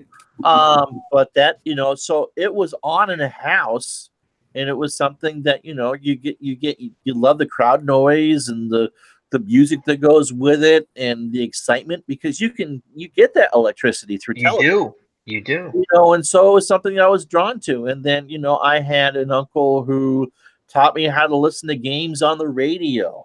And that was a big deal. 6 or 7 years old. And the one I talked about that was from Connecticut, that grew up a Cardinal fan and skipped out of school to go watch a Yankee the World Series game. Yeah, World Series game. Yeah. So it was part of whatever little male atmosphere that I had growing up. We're all largely sports fans. And so it was, although I couldn't play it, it was something I could teach myself in that way and get excited about it. And look, there's no greater drama than a game. You can't script it. Exactly. So that's pretty much why. But I don't think I would have. There are things that I've discovered by myself as. That's a leading question. I was just gonna say I was around 12 and I discovered something. Yes, the monkey taught me quite well. But there's hobbies and stuff I've taught myself, but but as far as picking that up and turning it into a passion, no, he's pretty unique with that. Chris. I got into sports due to peer pressure in 3rd grade. 1978, 79, and one of the kids was passing around a thing. Who's going to win the Super Bowl, the Cowboys or the Steelers? And growing up close to Pittsburgh, well, I didn't know much, but I filled out the Steelers, and of course they won 35-31. But kids in the neighborhood, we were getting to that age and started playing some sports. I got into baseball that following summer, 1979. We Are Family, Pirates winning the World Series, and then started watching the Steelers and learning how to play the games. In the summer of 79, we visited my grandparents in Bel Air, Maryland, and Grandpa Damon bought my brother and I baseball gloves. So we started to learn how to play baseball, and we had sandlot games all the time. I remember one fall I still probably hold the neighborhood record with like 104 interceptions. It was crazy. And Ron, he was 2 years younger than me. He was a little heavier. He was not fast. Ron had an arm. He could throw the length of our alley field at the bottom. Anyone who doesn't know, Sergeant, Ron is Chris's brother. Yeah, my brother and channel co-host. As a matter of fact, put up a video of him and I playing baseball today, an older video. Yep. It's one so check that out. So it's up there. But we were playing softball, 1988, I think. And he was out in right field. And there was this one play. It was like 7 innings. So bottom of the 7th. 2 outs, long fly ball to right field. Ron gets underneath it, back by the fence, makes the catch. We're all trotting back to the dugout. He one-hops it into the dugout. Good. From right field, and we're in the third base dugout. He comes in, "What were you throwing it for?" He said, "Oh, I thought there was only 1 out." There was a man on second. He Glad brought you're that paying ball attention. in, man. Yep. Hey, that's So awesome. it started with peer pressure, and then once the family realized that we had an interest in sports, they jumped right on. Dad, cool. He loved the Browns growing up. Grandpa Walrath, Dad's dad. Every Saturday, just like with JD, there was Ohio State football on out at his house just outside of town. It's a wonderful. There's watching college football. That's the common theme we've heard with JD, Ron, and yourself right now. The bonding. Yeah. With family members and friends, it is something special. And we bonded in other things also, playing absolutely, absolutely. Yeah, playing board games. There were other things that we used to bond, but sports was a big thing in our house. It really was. And I'd just like to say thank you to the Imagination Realm. He says he's got to go. Thank you for stopping by, and he enjoyed the stream. Greatly appreciate it. Please check out the people in the chat. Just go next to their name, see if they're content creators. Most people are, some people aren't, and that's fine, but check them out and support those who support you, I always say. It's a bonding thing. That's why it's amazing to me, Ron, that Andrew just self-taught. So yeah, absolutely. And now let's, Dog, what was your introduction into sports, if we may ask you, my good friend? Yeah, I guess if I had to go back to it, I'm trying to think as far back as any sports memories I can. And, I'm thinking around the 76 season with Orange Crush with Colorado, with the Denver Broncos. 77, yeah. But, like my first football love was Ohio State football, man. Absolutely. You're a big Ohio State fan. Freaking Ohio. Everybody I was introduced to college football before. Now, who introduced? Was it just a community thing, or was it someone in your family who introduced you to Ohio State football? Just the way it is in Ohio. I don't know if we trust a lot of folks that don't like football in Ohio. You don't like football. I don't know. You might be a communist, right? Yeah, everybody just plays football, or they just love football. So, but right around the time, I think Chris mentioned it too. It was like when I first started, following the Browns. I think around 6 or 7 years old there when they had Cardiac Kids and Brian Sipe and Reggie Rucker and Ozzie Newsome and Dave Logan and Joe Garagiola, or not Joe Garagiola, Joe Delamalure and Lyle Alzado, all those guys, right? Yeah. That was just an absolutely fun season to watch, things of that nature too. But as far as like playing sports, man, I've always loved to play baseball. Like throughout my entire pretty much playing sports, like of anything, my favorite thing to do is hit. Like I could always hit. I was kind of like a right-handed Wade Boggs. I was really good with You saw the ball well then. I just didn't strike out. Yeah. Probably your best contact hitter you could have on your, pretty much any team I was on, right? So, but yeah, I just always loved baseball. I loved I love the numbers with baseball. You know, I think that's what, because I was always really strong with numbers too, mathematics, things of that nature though. But, you know, learning, you know, what the ERA is, right? What the slugging percentage is, you know, all these different stats and all that kind of stuff was, you know, when the ball game's not going on, you had all these different great things with the box scores and things of that nature. Just so much stuff to learn about sports, right? And, you know, and football was always there, but I always loved listening to like Herb Score and Nev Chandler on the, you know, even when the Indians teams were just absolutely horrible and dreadful, I was, you know, always absolutely listening to them and things of that nature. So, but I know you guys were mentioning about how they wanted to do some possible rule changes with baseball, like that pitch clock. And what do you feel about that? I think that's the one thing I love about baseball is there's really no time factor to it. I mean, time is not a factor. I mean, that should be something that it should be up to the umpire to say, "Hey, guy, you know, get in the box, right? Hey, dude, I like that. I'm gonna, you know, call a balk, or I'm gonna call, you know, a legal pitch or something, right?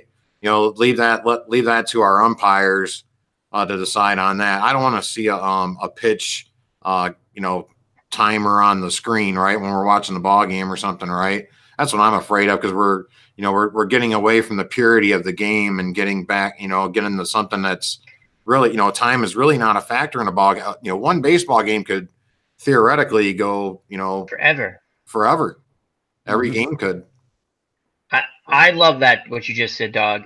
And again, I don't need it.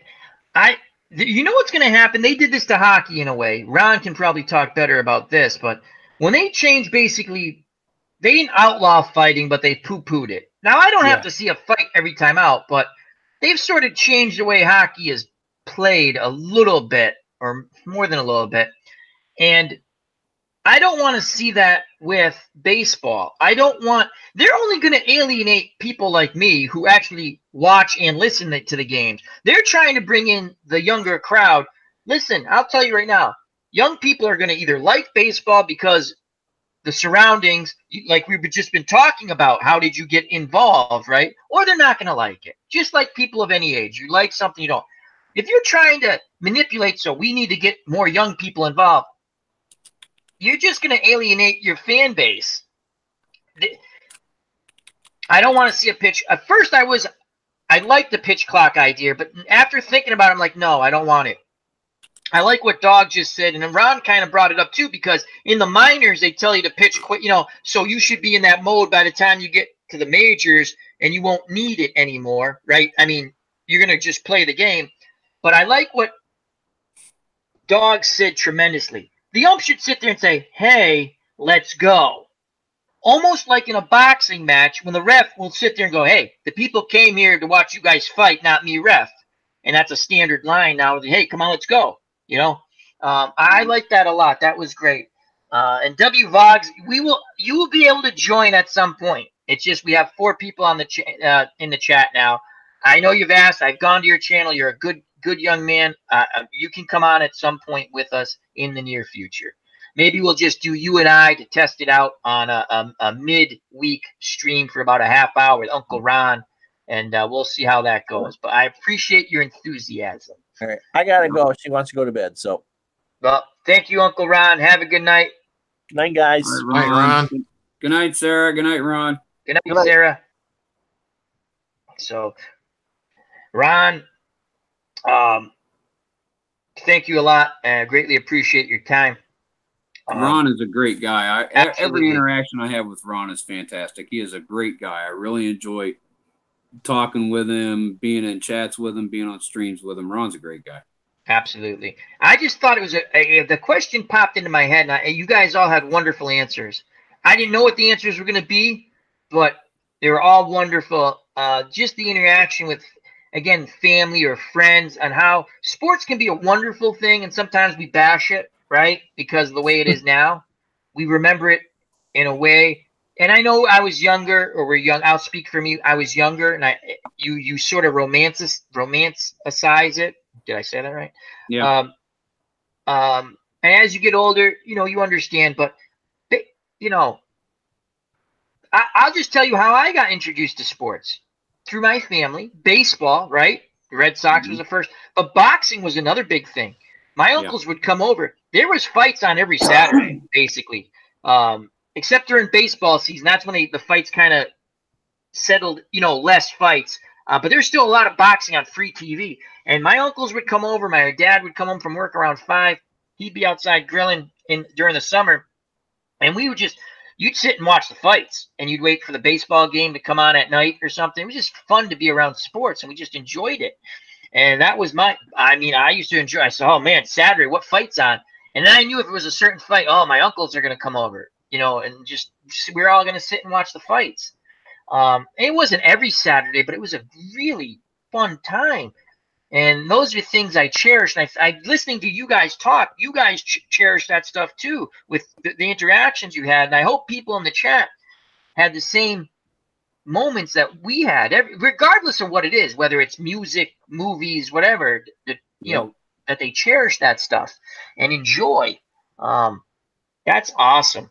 That is really cool.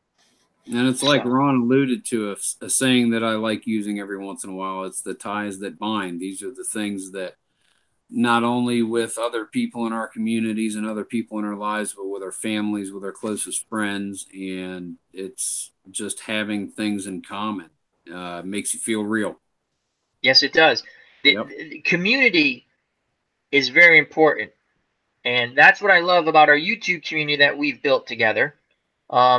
We support one another, and you are my friends. Okay? We spend a lot of time together. It might be through YouTube, but if we lived closer, I guarantee you we'd hang out and have fun. And that JD guy, he's all right too. I like JD. I like JD. You're awesome, brother. Appreciate it. And it was too funny. Dog brought up that Austin guy. As soon as he said the name, I'm like, that's the guy who stinks on MLB The Show. Dude, yeah. That was too funny. Every time I turn that game on now, Dog's like, Hayes is a bum. That's the first thing I never saw.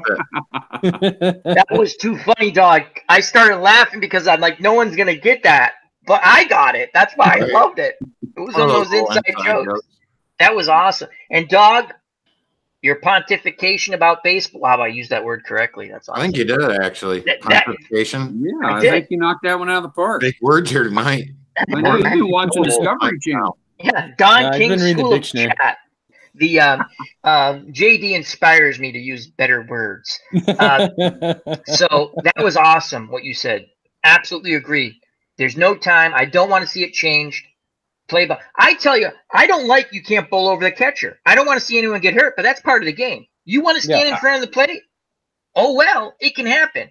It's in Stratomatics rules. It is. Stratomatic was like, screw you can still bowl over the catcher. Even when I was growing up, that's how we played baseball, even in little leagues. If the catcher was in your way, you bowled him over hoping he dropped that freaking ball when you hit the home plate. When you're in Little League, everyone's seen that highlight of Pete Rose creaming Ray Fosse, right? And you're sitting there going, I'm going to Ray Fosse this mother effort. That was. I think I only did it 3 times in the whole time I played Little League fast pitch. And how good did you feel, JD, if that guy dropped that ball? They only dropped it once, but when he dropped it, it was the greatest feeling in the world. Exactly. That's what I'm talking about. It's kind of like scoring your first touchdown ever. It's just one of those feelings you'll never change. Now, I'm not making light of the Ray Fosse thing. I'm just saying if you grew up watching baseball when I grew up, that highlight was shown almost every year during the All-Star game because Pete Rose and Ray Fosse were good friends, and he creamed them to win the All-Star game. But that's the way he played. I'll say this, the town next to mine is, when we were going to school, that was your rival. Yep. When you were on the court, on a wrestling mat, on the baseball field, on the football field, you put everything and anything into that game. And then, we got into high school, and after the football game, basketball game, wrestling match, baseball game, whatever, we made a common destination and went out and got drunk together. Yeah. That's how it was. But what you did on the field, you left on the field. But, dude, I can tell you right now, I had one of my best friends broke my big toe on my right foot, and then 3 plays later when I came out on the field, I broke his ribs on his right side. I hit him so hard in the tackles. It was just the name of the game. That night later we were sitting there cheers and beers. That's just part of the game. Yeah. It's just the whole bowling and the catcher thing. Because I know I knocked over a catcher a few times, and I was not a big person. But if you hit them just right and you catch them good, they'll drop that damn ball. And I think it was 1 or 2, but you're right. It's like the best feeling. You go and then you know, because usually when you do that, it's not your feet that touch the plate. You go back and you do one of those slam things on the plate, and you're like, I got you, you mother effer. And you're not hitting him in the glove. You're hitting him in the forearm somewhere, hoping you get those muscles just right where he just lets just want him to drop the damn ball. Well, we all know that Pete Rose had huge stakes in that game. Probably did. Probably did the damn game. But yeah, that's one of the most classic National things. League winning this. Yeah, but that's why I don't know if most baseball fans know that, but I'm not lying. They must have showed that every year. You know, right before the All-Star game, they'd be saying, "Remember this play?" And they'd be like, "Yeah, I remember that play. I didn't see it live. I was too young, but." And there's people go back and forth with it. I've gone back and forth going, it's an exhibition. Why would you do that? But the guy wanted to win, and that's when they played it. They played the game hard. That catcher knows what he's doing. When he's stepping in front of that plate, he knows what he's doing. I'll say this right now, you know, and it sucks to say this, but we literally live in a generation of freaking sissies. Yeah, they don't want to see people get hurt, and they don't like the violence. And shut the fuck up. This is baseball. This is football. This is basketball. These are contact sports. This is hockey, dude. I remember I'm not a big hockey fan, but my mom was a huge Avs fan when that whole, can't remember which team it was, but it was JD froze. Got traded Denver, Colorado. And the Detroit, Avalanche. The Avalanche. The Detroit Red Wings game, the year the Avalanche won the World Series. I think it was in the playoffs, the Stanley Cup. So see, I'm not a big hockey fan. I get you. I hear you. I understand you. But I think it was 2 games before the playoffs, and then the Avs had to win that game to clinch their division. And Red Wings are a division rival. And there were 3 fights in that game, and one of those games was Patrick Waugh coming out of the goalie and destroying 3 Red Wings players in 5 minutes. I was just like, so much blood on the ice. Like, they actually had to bring the Zamboni out and clear. Greatest thing I ever seen in my life. You will never see it again. No, they've ruined. Again, I don't want to see constant fights, but what they've done to hockey, I don't want to see them to do that to. And again, baseball's different, but I don't want to see them do that to baseball. I don't need these special rules. The fighting in hockey was to police itself, and it did a fairly good job of doing that. So I don't like when they do stuff like that. I don't like the rule changes in the NFL. So. Todd B made a perfect point right here in the chat. He goes, Pucks would not be allowed to play today. He'd be suspended. That's 100%. Look at Brian Dawkins and John Lynch, 2 of the greatest safeties, along with Steve Atwater, 3 of the greatest safeties, all to play the NFL. All 3 of those, to this day, I think actually when that rule got implemented, John Lynch got suspended. 3 of the hardest hitting safeties to ever play the game. If they played today, they wouldn't be allowed to play. They'd be suspended every game. And again, that being said, what I said, I don't want to see dirty hits either, but hard hits happen. Sometimes, don't spear. That was it. I don't mind them trying to teach people, because you could hurt yourself. You actually probably do more damage to yourself than the other guy. Yourself. So the non-spearing thing's a good rule in my opinion. But the way they've changed, I'm a Patriots fan. Everyone knows this, right? I see sometimes Brady gets hit. I'm like, that's not roughing the passer. Just like I've seen other quarterbacks get hit and go, that's not roughing the passer, right? But there's some quarterbacks that have the blame. Tom Brady, Ben Roethlisberger, I can see Aaron Rodgers, Peyton Manning. Those 4 quarterbacks, which are 4 of the elite quarterbacks, are for the, and I can't knock Brady for the accomplishments he's made. Same with Ben Roethlisberger. Peyton Manning, one of the greatest players ever playing. Aaron Rodgers is one of the greatest quarterbacks to ever play the game. But the way they whine at the refs, I don't like it either. It's like, dude, you're playing a contact sport. You've been playing this since you were little. Were you crying at the refs in middle school when you got hit after you released the ball? They had the solution 40 or 45 years ago. Jack Lambert said that all the quarterbacks should be required to wear dresses. Yeah. There you go. Because you brought up Dick Butkus that Todd brought up. There's another. Look up Chuck Bednarik. Oh, Chuck Bednarik. Played for the Eagles. The last two-way player in a championship game where he literally played offensive line and linebacker. Okay, center and linebacker. Thank you. Yep. He wrecked the Green Bay Packer backfield. He knocked out Jimmy Taylor and Paul Hornung 1 week. The next week, he wiped out another backfield. I don't know if it's the same year. He nearly killed Frank Gifford. Look up Chuck Bednarik, Frank Gifford. Okay, I've seen that hit. He is parallel. So, I had to laugh. He hit him. Guys, sorry. Go ahead. He hit, and it was a clean hit in the day. Okay, it was a clean hit. It was you could clothesline, and he caught him in the chest, right? Now cartoons like when in the cartoon when someone gets hit and they go like parallel. He hit him so hard. There's a still shot. He is parallel, meaning 1966 or 1960.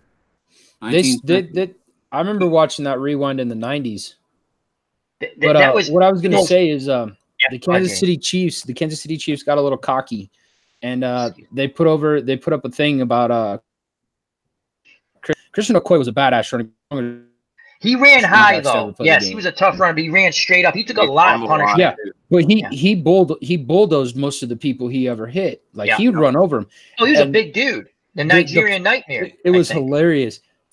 They put up a thing, and it echoes. Even on the Facebook thing that I was hitting he goes, "Oh, really? Did you forget about Atwater?" And here comes Christian Okoye up the middle, and Atwater meets him, and Okoye just rolls, and Atwater standing over him going, There's another one when Ronnie Lott got traded to the Raiders. There was a Monday night game between the Chiefs and the Raiders, and Okoye comes up the middle, and he bowls Lott over, and Lott is off the field for a play. He comes back in, Okoye back up the middle, and Lott put Okoye out of the game.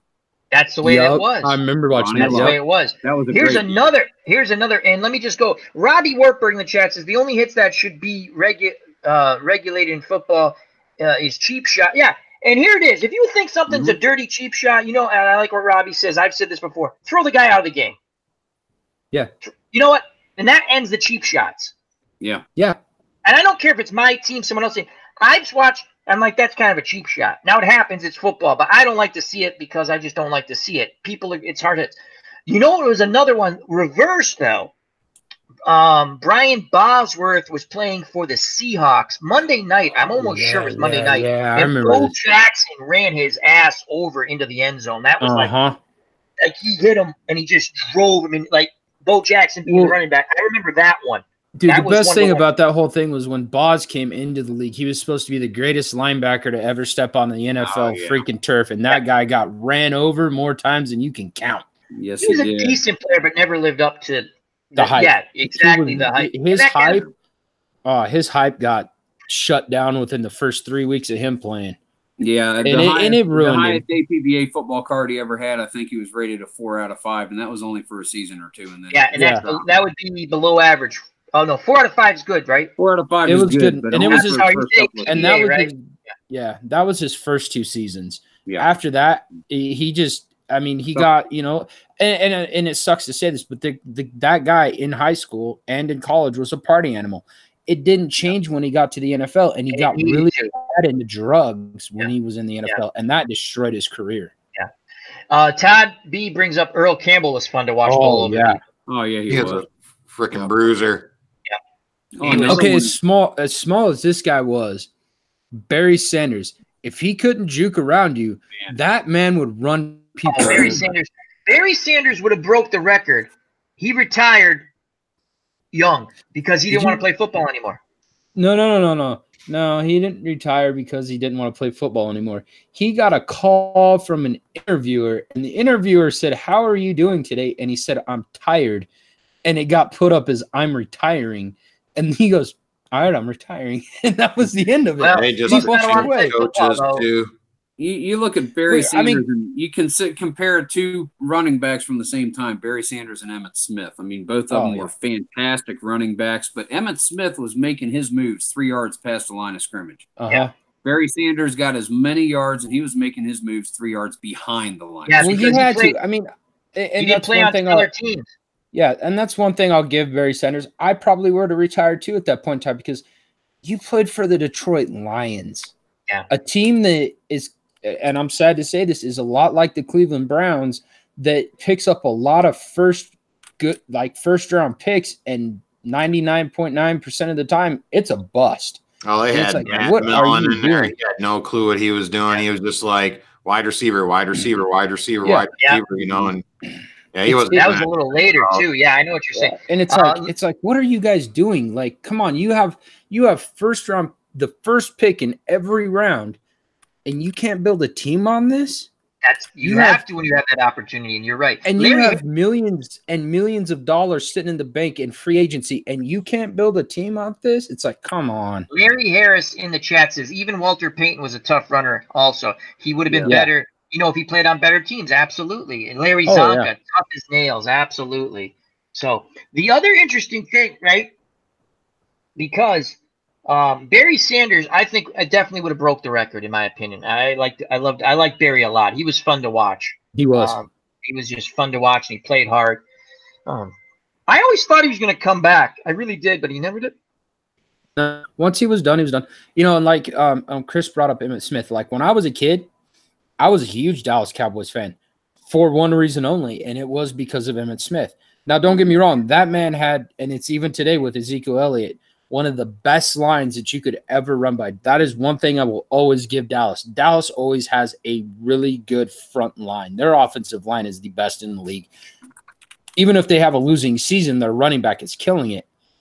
But Emmitt Smith, like you said, even 3 yards where he was making the move, when he made a move, he's already past the line of scrimmage. You missed, but you missed. The defensive player missed. Emmitt Smith and Barry Sanders were one and the same. They were small, but they were fast and they were very athletic. And that's where I give a running back today that plays for Denver is Philip Lindsay. He's bringing that quick snap style back. If you watch him play, he is the only undrafted rookie to ever make it to the Pro Bowl. And that kid is literally like watching Barry Sanders and Emmitt Smith. He will juke you, he will spin you, and he will stiff arm you, and he will run you over. He don't care. It's fun to watch. Here's a question, because we're all football fans. Here's a question. Do you see a team in the near future? Again, a lot of teams are trying to play the same offense because it's successful, say, for the Patriots, successful, say, for the Chiefs, so on and so forth.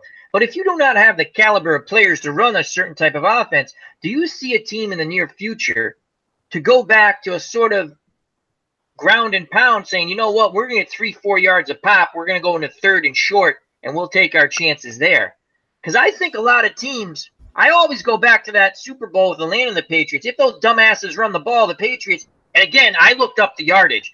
I get it. The guy didn't carry many times. He only had 70-something yards, I believe. Yeah, but he carried the ball, 12 times? Exactly. That was it? He averaged almost 7 yards a carry. Do the math, morons. If you ran the ball, I'm not saying he's going to get 7 yards a carry, but they didn't stop him on his carries. No. So my point, Freeman was running him over. My point being is, do you see a team that will commit? Again, you got to pass the ball, but a team that would commit to the run game a little more. You know what I'm saying? Mm-hmm. No, okay. I'll give you a perfect team that did that.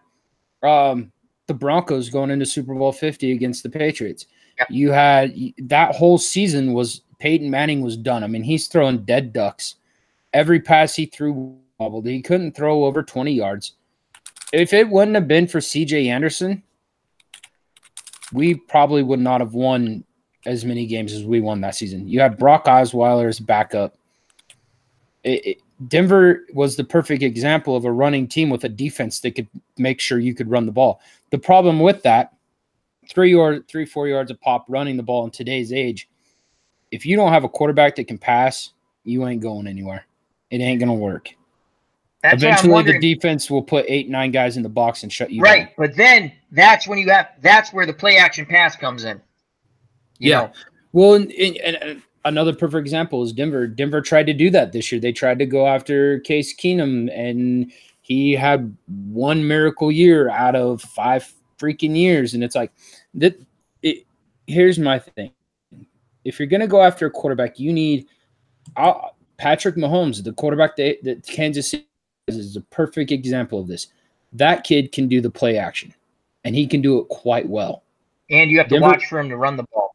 Yeah, and Denver went after a guy that got drafted and traded and then traded and then traded, had a season, and then Denver's like, yeah, we'll pay him $30 million. I was like, what in the hell are you doing? Why, now, what do you think of Joe Flacco? Didn't they pick up Joe Flacco? We did pick up Joe Flacco. That's not a bad pickup if he can play. I'm telling you right now. He's a Delaware head. If you can keep Flacco from getting hurt, you'll be fine. Denver has a problem. Our offensive line sucks. I know. I watched you when you used to do your halftime things. I loved them. Like you used to do your halftime update, you know, after, and then you did a couple of those. Those were fun. You should go back. That was fun. I like that. You got to be careful with the NFL. I did a thing one time on the Patriots, and you know, during the game, just giving commentary, and for ha-has, I went to. I mean, they'll copyright everything and whammy. You know, like you'll get. I'm like, really? You can't talk about a stupid game? I'm not showing anything. I'm like, you got to be kidding me. So I can't have any noise. You really can't have any noise in the background of a football game. No. Yeah. So you can only do you can do commentary, but you can't have even the crowd sound in the background. No, Nothing. It's silly. So, but yeah, I was just curious. I know we're all football fans, so that's an interesting question to me. I'd like to see a team try to do that. I'm not because you're always going to have one or two teams that are going to be a little more dedicated to the ground. Look at the Packers 3 or 4 years ago. I mean, you're going to have one or two teams that have the kind of running back that not only can run the ball well, but you get to a play action kind of situation, they're going to be able to sell it and make their passing game that much more. Yeah, but when you have a quarterback like Aaron Rodgers that can do pretty much anything, you can pull that off. Right, but sometimes. Here it is. 3rd and 3 has basically become a passing down now. Yeah. Yeah. And I grew up. I'm not trying to be the old guy, but 3rd and 3, you should be able to run the ball at sometimes and pick up 3 yards. Even me growing up in the 90s watching the Giants or Denver or 3rd and 3 was a running down. Yeah. You didn't pass on that down. I think a lot of teams have fallen in love with throwing the ball a ton. Well, there's a reason for that, and it's a proven method. And the reason it's proven is because Bill Belichick is a freaking genius. Well, that I know what you're saying, but I'm saying when you don't have the Brady's or the Mahomes or the Rodgers or whoever, well, all right. Let me put it this way. This is why I'll call Bill Belichick a genius. You have Tom Brady, yes, but when you can put in a Matt Castle, they won 11 games that year and missed the playoffs. Or you can put in Garoppolo or any of these other quarterbacks, and you can win games consistently, even with your backup quarterback.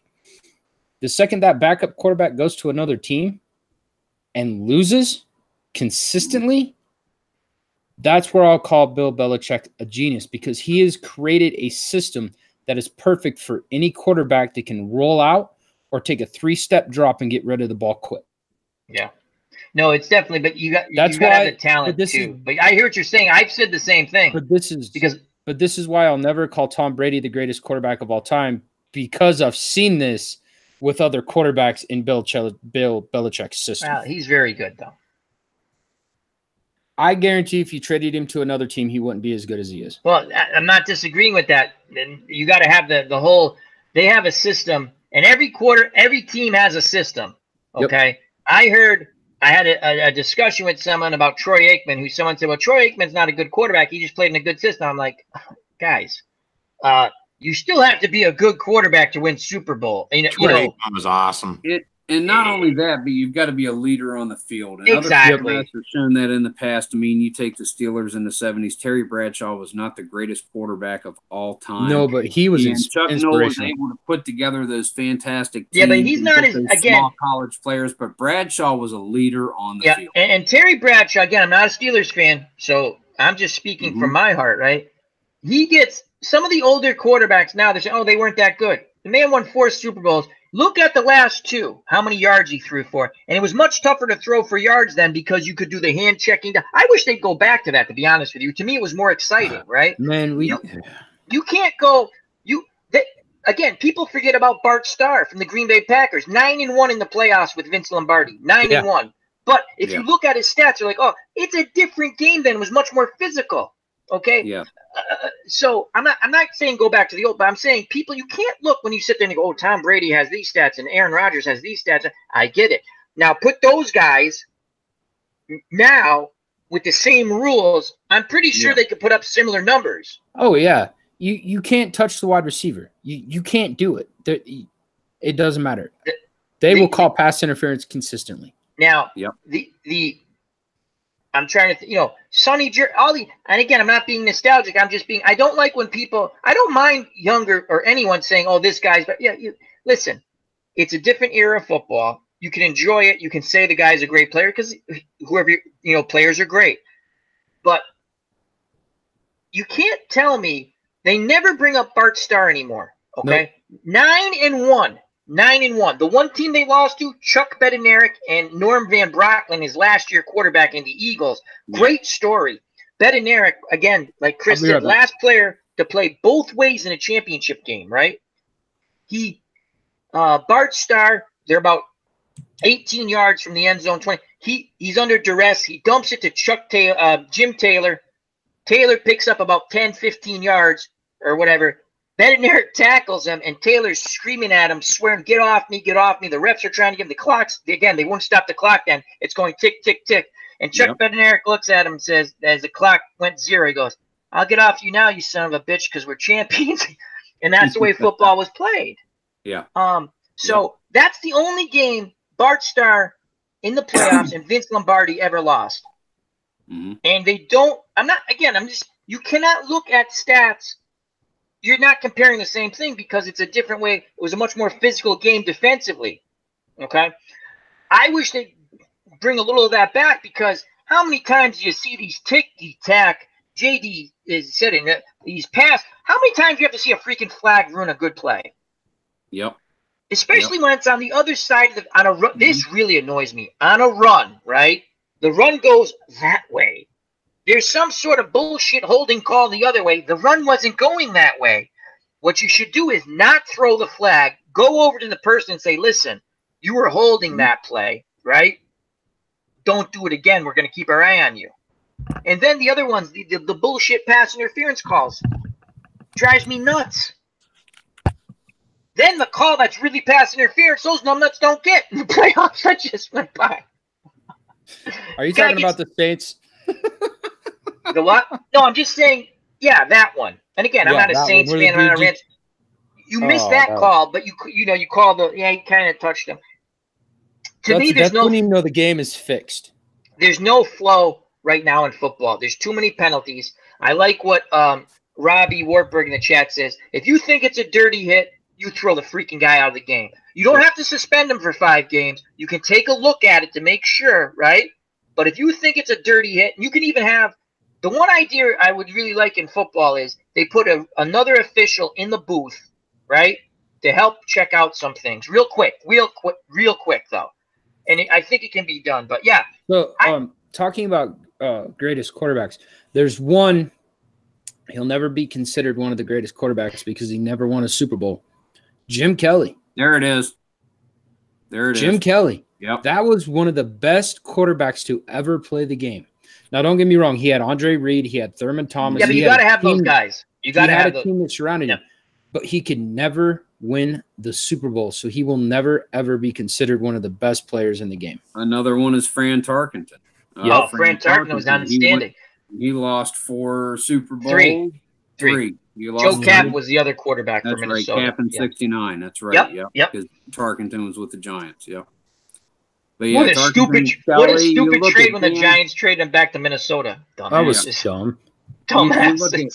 You also look at Dan Fouts. You look at Dan Marino. I mean, some of the greatest quarterbacks. Dan Marino is that's another one. Dan Marino, he's in every stat. He's in the top 10. Dan Marino said something that haunted him. Never won a Super Bowl. That haunted him, I think, to this day. His rookie year, he goes to the Super Bowl. They lose to San Francisco, right? Second year, sorry. But they go, thank you. And he goes, I'm going to be back here. In his mind, he's like, I'm going to be back here another 4 or 5 times, never got back. Closest they came, 1985.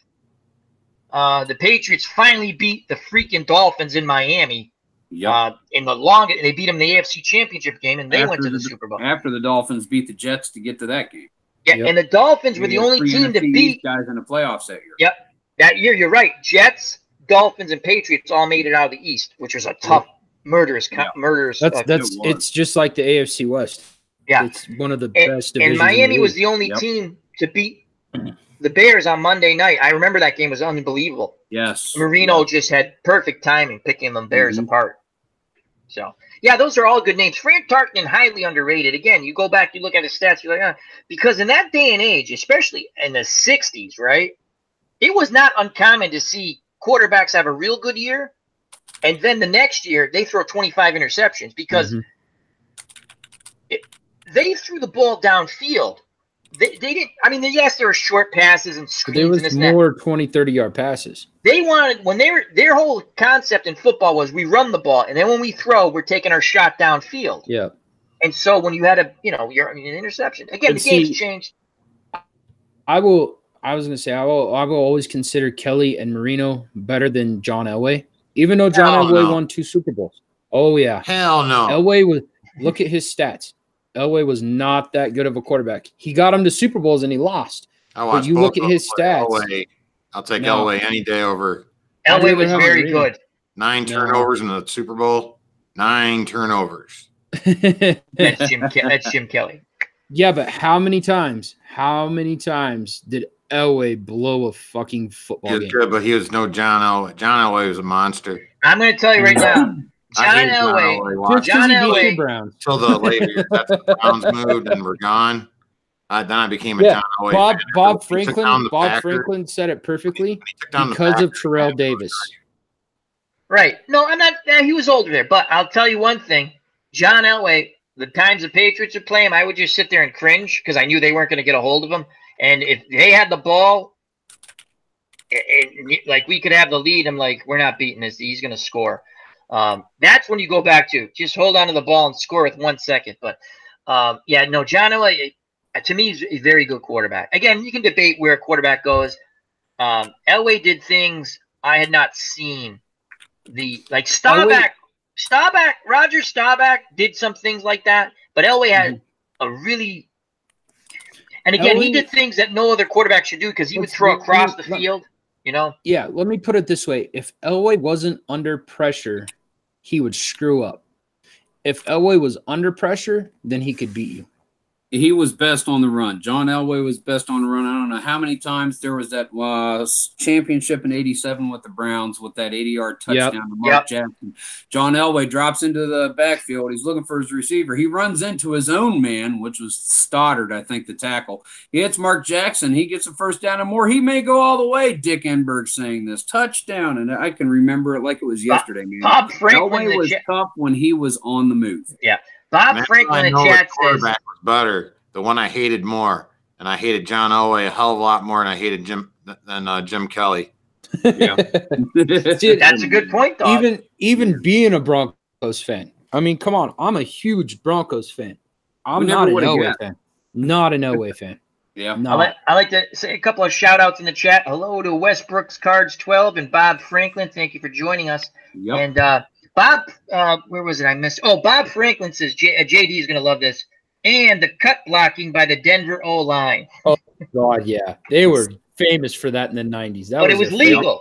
It was legal back then. Yeah, they've changed. I believe they've changed that rule since. Yeah, you can't cut blocking and Terrell Davis working the line and finding himself a hole and just exposing it. I mean, good running. Bubba just brought up another one. Boomer Esiason.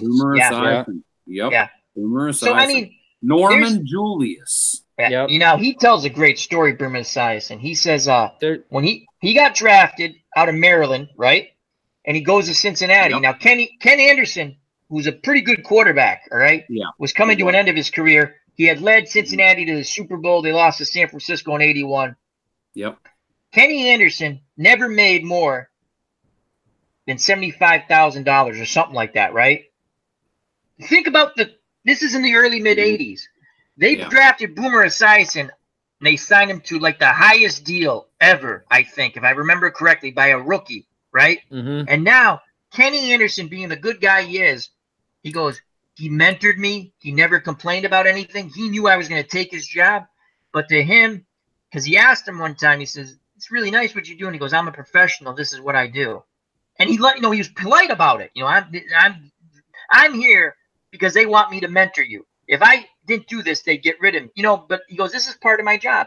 And Kenny Anderson was a good quarterback. I was going to say, and see, that's the one thing I never liked about Peyton Manning. You look at his backups. Oh yeah, he didn't help him. They were horrible. Tom Brady's the same.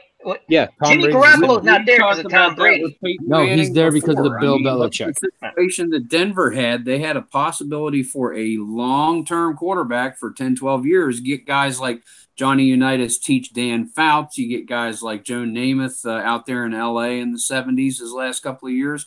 Peyton Manning could have taken Tim Tebow under his arm and taught him a lot of stuff. I agree. Yep. Tim Tebow. Okay. I saw Tim Tebow today against the Red Sox. He was playing right field for the Mets. Yep. Pretty cool. Tim Tebow could run. He had the play action and he had the arm.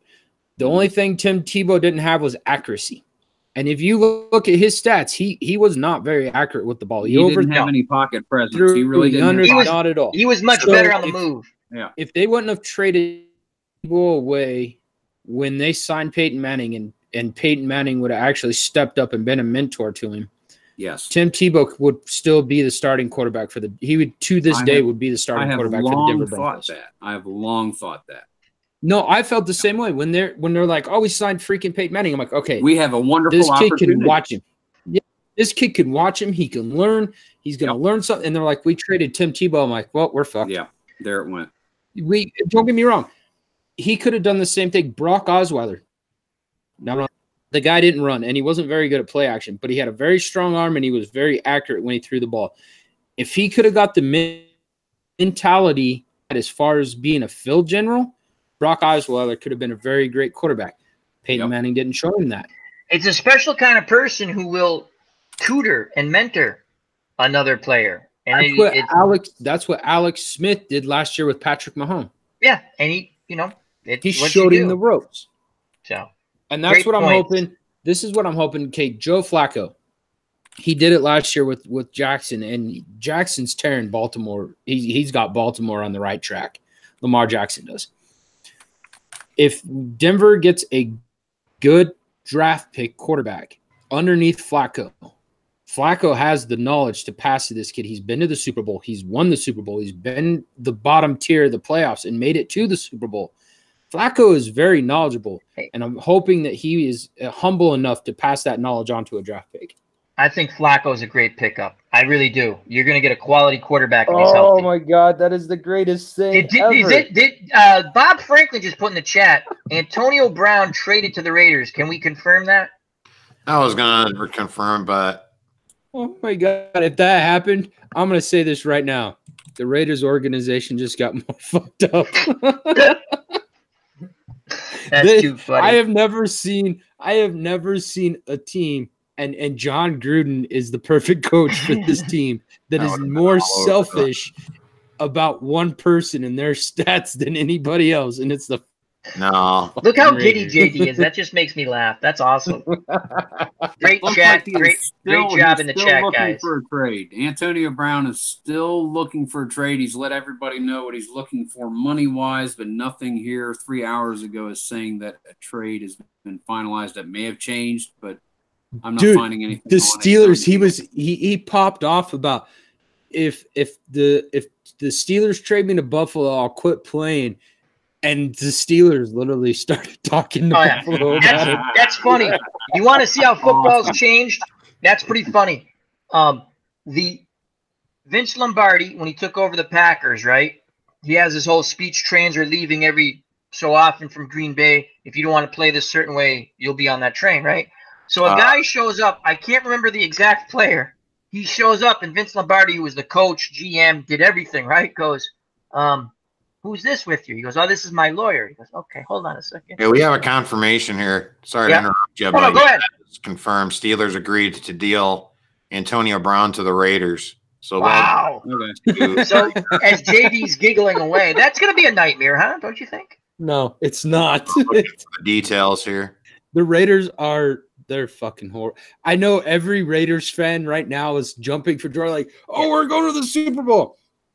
Dude, you traded off the best defensive player you've had in 20 fucking years in Khalil Mack. You have no defense, and your offense is subpar. I'm sorry, Raiders. You're still going to suck. Well, they tried this with Jerry Rice and other receivers before, and it didn't work. So. It did. Derek Carr would be. Derek Carr's not a bad quarterback. Derek Carr could be a very good quarterback under the right coach. Yeah. Him and John Gruden do not get along. Yeah, I don't think Derek they Carr. do. Derek Carr had an interview about it a lot, and he goes, "How are you?" The interview asked him, he goes, "How are you getting along with the new head coach?" And Derek Carr looked at him, smiled, and he goes, "Next question." That's so no details in that trade, just a verbal agreement so far. As far as like it's gonna be. I bet it's a decent trade pick, but our draft pick. But here's the thing with Antonio Brown: when you get Juju Smith, right? 2 years ago, the Steelers picked up Juju Smith. And in a game where Antonio Brown was being covered so close that Ben Roethlisberger could not get him the ball. So he threw to Juju Smith.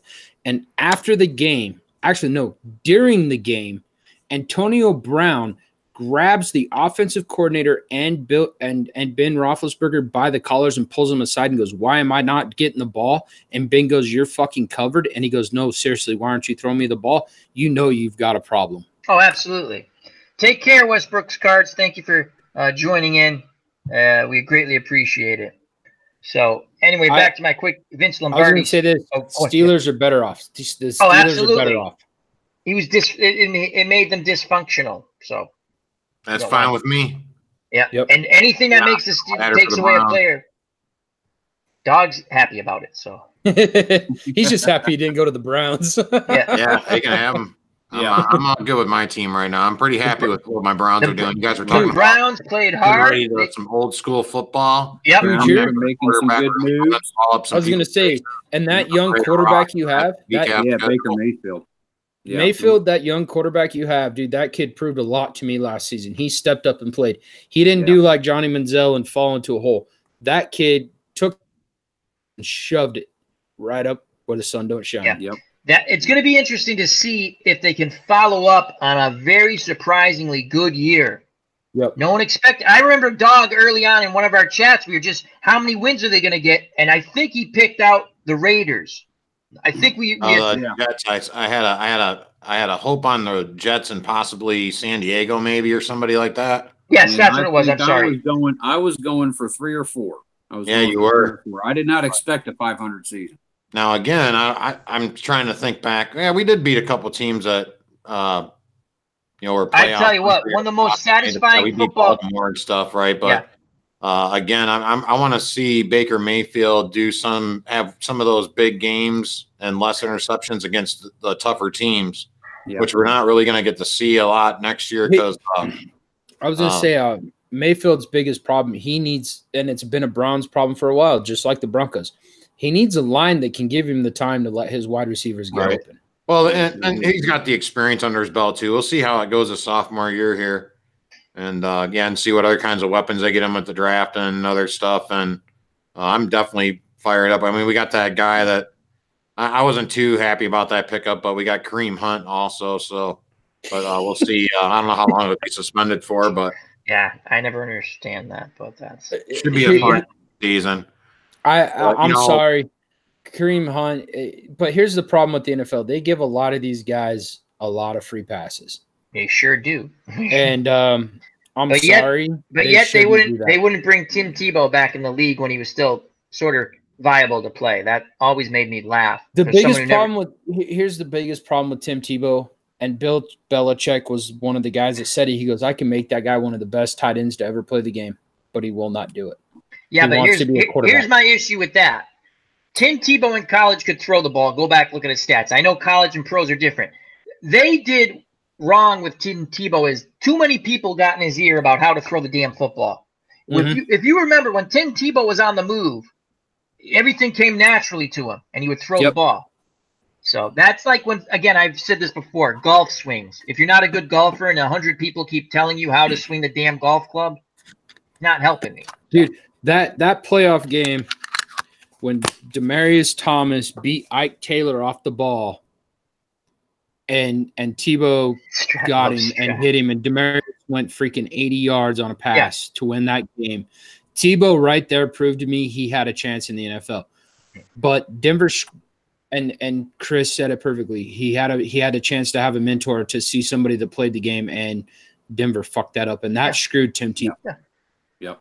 But anyway, the quick Vince Lombardi story, and then we'll go wherever. And then we're coming close. So JD, if you want to read those pages, whenever you're ready, go ahead. You just let me know when. I need to take off here shortly. So JD, yeah, go ahead and read, man. I want to hear that. Okay, let me tell the quick story. JD will do the thing. We'll say our goodbyes. And quick Vince Lombardi story. Funny. So the guy comes in. I can't remember the exact player. And Vince Lombardi asks, "Who's this gentleman with you?" He goes, "My lawyer." He goes, "Okay, I'll be right back." Vince Lombardi is gone for like 25, 30 minutes. He comes back out. He goes, "You and your lawyer have to go to Cleveland. I just traded you." That's the way it was back then. It's just a funny story. He goes, "Yeah, you got to go there. I just traded you." All right. So if you're ready, Al. Yeah, hold on. So what JD is going to do, and he'll give you a little pre thing. This is a new book he's writing, and these are the final 3 pages to what chapter, JD? No, these are the first 3 pages. Sorry, the first 3 pages. 6. Chapter 6 of the Assassin's Guild.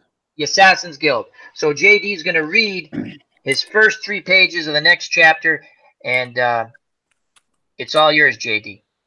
All right, so let me give you a background of how this story came about. So I was writing my first book, The Shadow of a Kingdom, which is the one I finished and is being proofread by friends and other people. I got to chapter 12, and I had this character get stuck in my head. And I could see a story. I could see bits and pieces of this character and what he was doing. And I'm like, how does he fit into the story? He was always on a boat. He was always sailing to an island. He was just doing different things than what was involved in the story I was writing. The story I'm writing, as far as the Shadow of a Kingdom, you have a big mainland, you have an ocean, you have 2 little islands. That's it. But this character kept going to different islands. I'm like, this guy doesn't fit in my story. And I went, oh shit, he's his own story. And when I started, I wrote the first chapter and I went, okay, I know how I'm going to write this story. And by the time I broke this story down, in my head, how I put it out, each book, it turned into 8 books. It turned into 8 different books. And I went, holy shit, this is crazy.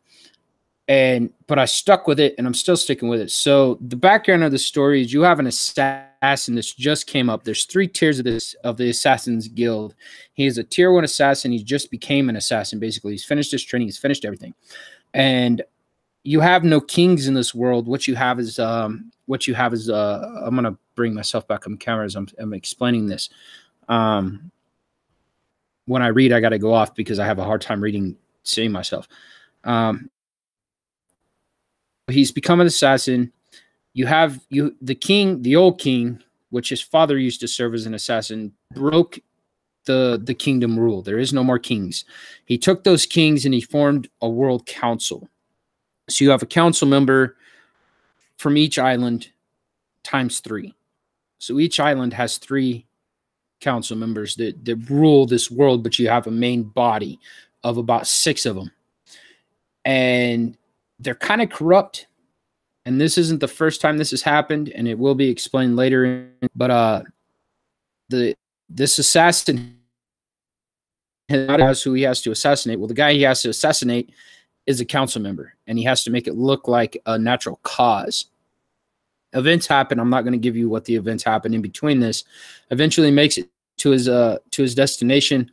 He kills the guy, and he gets a warning from a different person. And he goes, this has happened before. Watch your ass, because this is not something you need to be playing in. I had this happen when I was a first assassin. I know how this game is played. This high of a person being killed by a tier 1 assassin is something that is not right. Something's wrong. You need to watch yourself. And this assassin's really cocky. He's really confident in himself, and he goes, yeah, whatever. I'm gonna show up back up on the main island. I'm gonna have celebrations and dancing and women and blah blah blah blah blah. And the other assassin's going, no, you're not, but you go do what you need to do, and you can find me when it's over.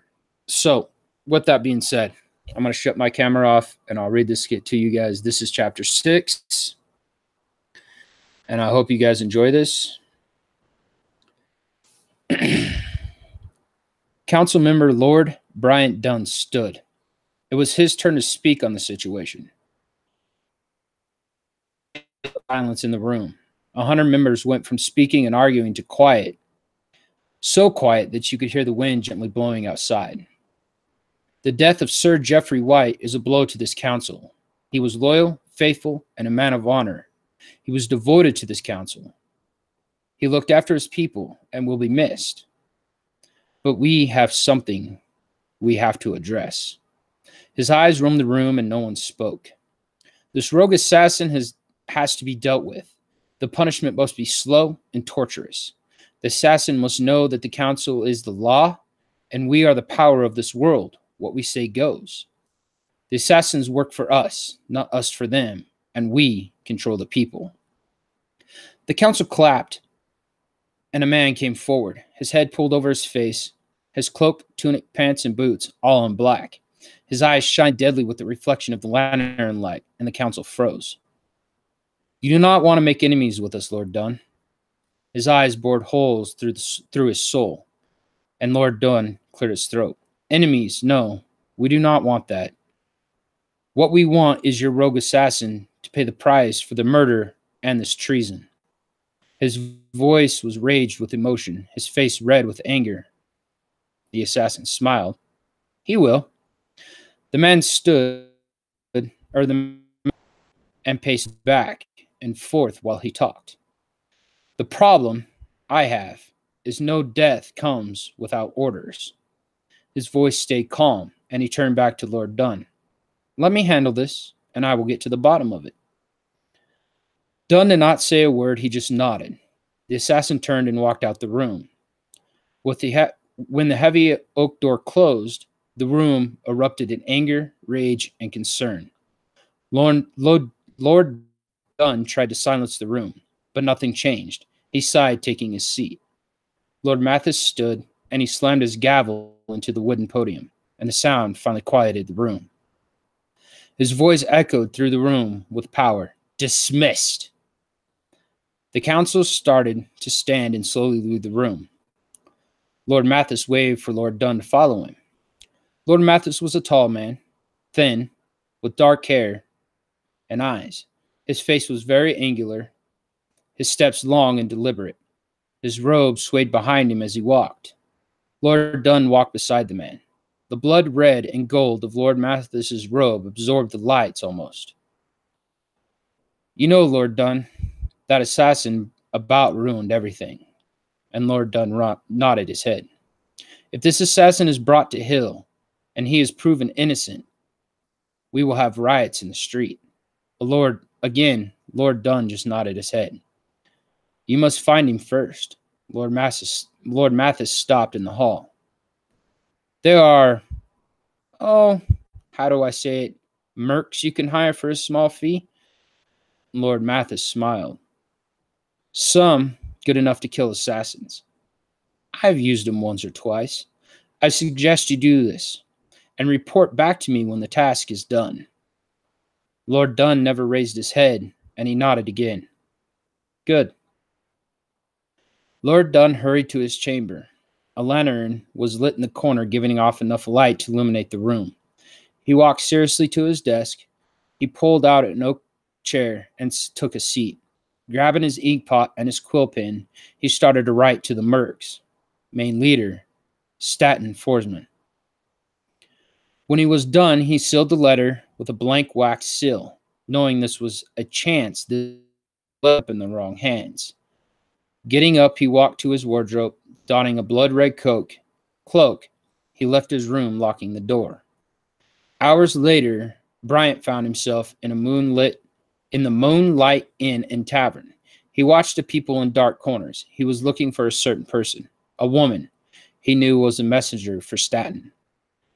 A young one, early 20s, raven black hair, green eyes, usually dressed in black with a long dagger at her side. He watched for that young woman. As the tavern started to pack, ale flowing, a pig roasting over an open pit, and the musicians playing, he also watched as men played dice and cards. He knew these games. He played them as a young man, but with no interest. He kept his eyes on the door and any young woman walking around. Lord Dunn was about to call it a night. It was late, and the patrons were leaving.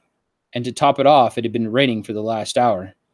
He had brought his horse and carriage, and he walked in secrecy. His low profile had worked. No one had noticed him. Dunn stood, stretching his back. His head swam from the drink. As soon as he started to walk, a young lady walked in, raven black hair, green eyes, dressed in black.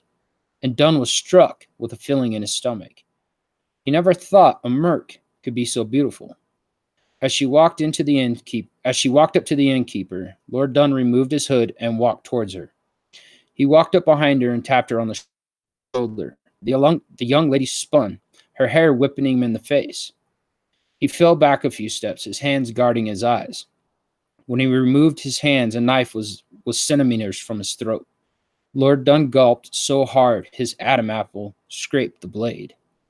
He tried to walk, but his mouth was dry. His brow was beading sweat. The lady stared with ice and fire, death. She smiled, her white teeth shining in the light. Finally, Lord Dunn got a word out. I need you to deliver a message to your master for me. And the young lady just kept staring. Lord Dunn removed the letter and handed it towards the lady, his hand shaking. The young lady looked down, her eyes settling on the letter, and just as fast as she looked down, she took the letter and turned to walk away. You're lucky I know who you are, Lord Dunn. And the door closed. Lord Dunn looked down with a warm sensation running down his leg. Shaking in fear, the smell of piss now ripe on him. He looked and the people left the tavern. If anyone repeats what happened tonight, I will deny it and you will die. Lord Dunn turned and left. Dunn went to his mansion, or walked towards his mansion, and straight up to his bathroom. He stripped of clothes and stepped into a warm bath. After he got dressed, he walked to his room, and he looked at the painting of his father, his mother, and his dead brother. His mind raced with thoughts. Was I right? Did I make the right decision? Yes, I did. Lord White deserved to die. He wanted to give freedom back to a king. This cannot be. And setting up the young assassin was the easiest way to make this happen. He tried to sleep, but he couldn't. When morning came, he was pacing in his room. The thoughts of the knife at his throat, the death that stared back at him in the young lady's eyes. He took a large drink of wine, trying to drown the thoughts. A knock came at the door. The young lady stood in shadows, making sure that the stupid old man hadn't had anybody follow her. She watched as Lord walked out the inn, a piss stain on his left pant leg, and she giggled. Turning, she ran, taking a left and then a right, straight for a while. The capital of Monarch was a big city and easy to get lost in. She turned another left into a dark alley and shrank into the shadows while watching behind her. Nothing. And she turned, walking to the hideout. It was close. Taking another left, she was frigid by the rain. Lightning lit up the city and thunder echoed through her bones and through the city. She walked up to a large pine door, knocking. She pounded 5 times, paused for 3 seconds, pounded 7 times, waited 1 second, and then pounded 3 more times, and the door opened. Where's Master Randall? The man she asked was a burly man, broad in shoulder, thick in arm and head. Thick in arms, head and shoulders taller than she was. Brown shaggy hair hung loose. The scar on her right cheek was dark The scar on his right cheek was dark red with the lantern light. His blue eyes flared down at her. He smiled that didn't reach his eyes, and his eyes roamed her body. Stop it, Jared. Where's Randall? He's in the back, the big man pointed. She walked off, swaying her hips, knowing he was watching her, just to tease him. And she laughed inside, knowing it was torture to him, because she would not let him have her. Her heart was promised to another. She knocked on the door. And Jess, what can I do for this? Jess, what can I do for you? Randall answered. His back was turned as he studied the world map. His blonde hair was cut at shoulder length, and he wore a brown shirt, blue pants, and black boots. Jess was more in a father figure than anything else. Jess had grown up on the streets, becoming a thief at a very young age, stealing what she needed to survive, and also to get paid. That's how Randall had found her. She had tried to rob him. I have a letter from Lord Dunn, Randall. Her accent was thick, like most native born to this island. Really? Randall turned around to her. His brown eyes gleamed with excitement. His mouth twitched, and he rubbed his blonde beard near his chin. We haven't gotten anything from the council in a long time. His hand shot out quick. Jess took out the letter from her pouch and handed it to him. To whom it may concern, I have a mission for your people. One that is dangerous. The assassination of an assassin. Damien, a new member. Just raised to tier 1. Make it quick and silent. Meet me at the bay. Randall's eyes flexed. He turned back to Jess. His average body build swayed with impatience and remorse. Bring me Harold. What's the letter say, Randall? Jess asked. His eyes turned with remorse to anger. I said, bring me Harold. Jess left her head down. She had never heard him talk to her that way. But she did as she was told. She found Harold lounging by the fire drinking whiskey. Harold, Randall needs you. Harold moaned and slowly stood. What does that pompous ass need now? Harold was a small man, dark brown hair, cut neat, clean-shaved. His nose was pointy, his ears a little small and pointed. He wasn't a big man, nor was he scrawny, or more on the scrawny side. His hazel eyes stared at her. Jess shrugged. He didn't tell me, just to receive you. In his native tongue, lighter and more crisp than the monarch tongue, he said, okay, well, I guess if I must. And he turned and left. That's the first 3 chapters of chapter 6. That was real good, JD. That was. So that was really intense. So that's interesting that they set up the whole thing, and now they're going to get rid of the link. So if I understood correctly, they hired the assassin to assassinate one of their own, and now he's going to clean up the mess by taking them out. That's really cool. Mm-hmm. That's excellent. Great job of writing. Who was the lord that escorted Lord Dunn out after the council? Lord Mathis. Mathis. Your description of him, man, I could see him in my mind the way you described him. It was awesome. Very well written. Very well written. Awesome. Thank you. Thank you for sharing. As Dog gives it a thumbs up. That was thank you. Thank you. Food excellently too. I don't know if excellently is a word, but you know what? It is, because that was really fun stuff. Good stuff. I could visualize it like Chris said, and it was really descriptive. When I thought about it, when the female assassin had the knife to the Lord's throat, right? I'm going, he's going to piss himself. And you had that. So I thought that was really cool. So that was, I was writing it and I'm like, I'm sitting there going, what would a guy do if, not a hard guy, somebody that's been raised as basically like the elite Harold class. Said, as a pompous ass. He's cocky, he's arrogant, had a knife shoved through his throat just enough to where he swallowed, that blade rubbed his Adam's apple. What would you do? You would piss yourself. Yeah, most people would. I'm not going to. So that was excellent. And quickly to the chat, and then we're going to go our final goodbyes. W. Vog says amazing stuff. The Cubs, the Bears, back to Antonio Brown says Antonio Brown to the Raiders for a 3rd and 5th round pick. Brown will get a larger contract also from Oakland. All right. So now, thank you very much to everyone in the chat. I'm going to say my thank yous, and then we're going to go to the panel, and I'll thank them. Thank you to Todd B. Thank you to the Cubs, the Bears. Thank you to Dave Little. Please check out Dave Little's channel. Wonderful, lots of basketball. Thank you to W. Vogs, a wonderful card collecting channel. And I'm hoping to hit everyone. Bubba Husky, thank you. JD's with us, thank you. Screwed that one up, didn't I? Tribes fan, another wonderful card and dice channel. He's doing his 2016 Minnesota Twins replay. Westbrook Card 12, another fun card collecting channel. Living My Rhapsody was in the chat earlier. And there are lots of people here. Robbie Wartberg. I think this is going to be a tough one just to continue to scroll up. The Imagination Realm. We had a good chat, Bobby. Candelano, Alan Vanderson. And ladies. Yeah, it was a good mix. Lots of fun stuff there. MP Fox, another wonderful channel. Please check it out. Red Hair.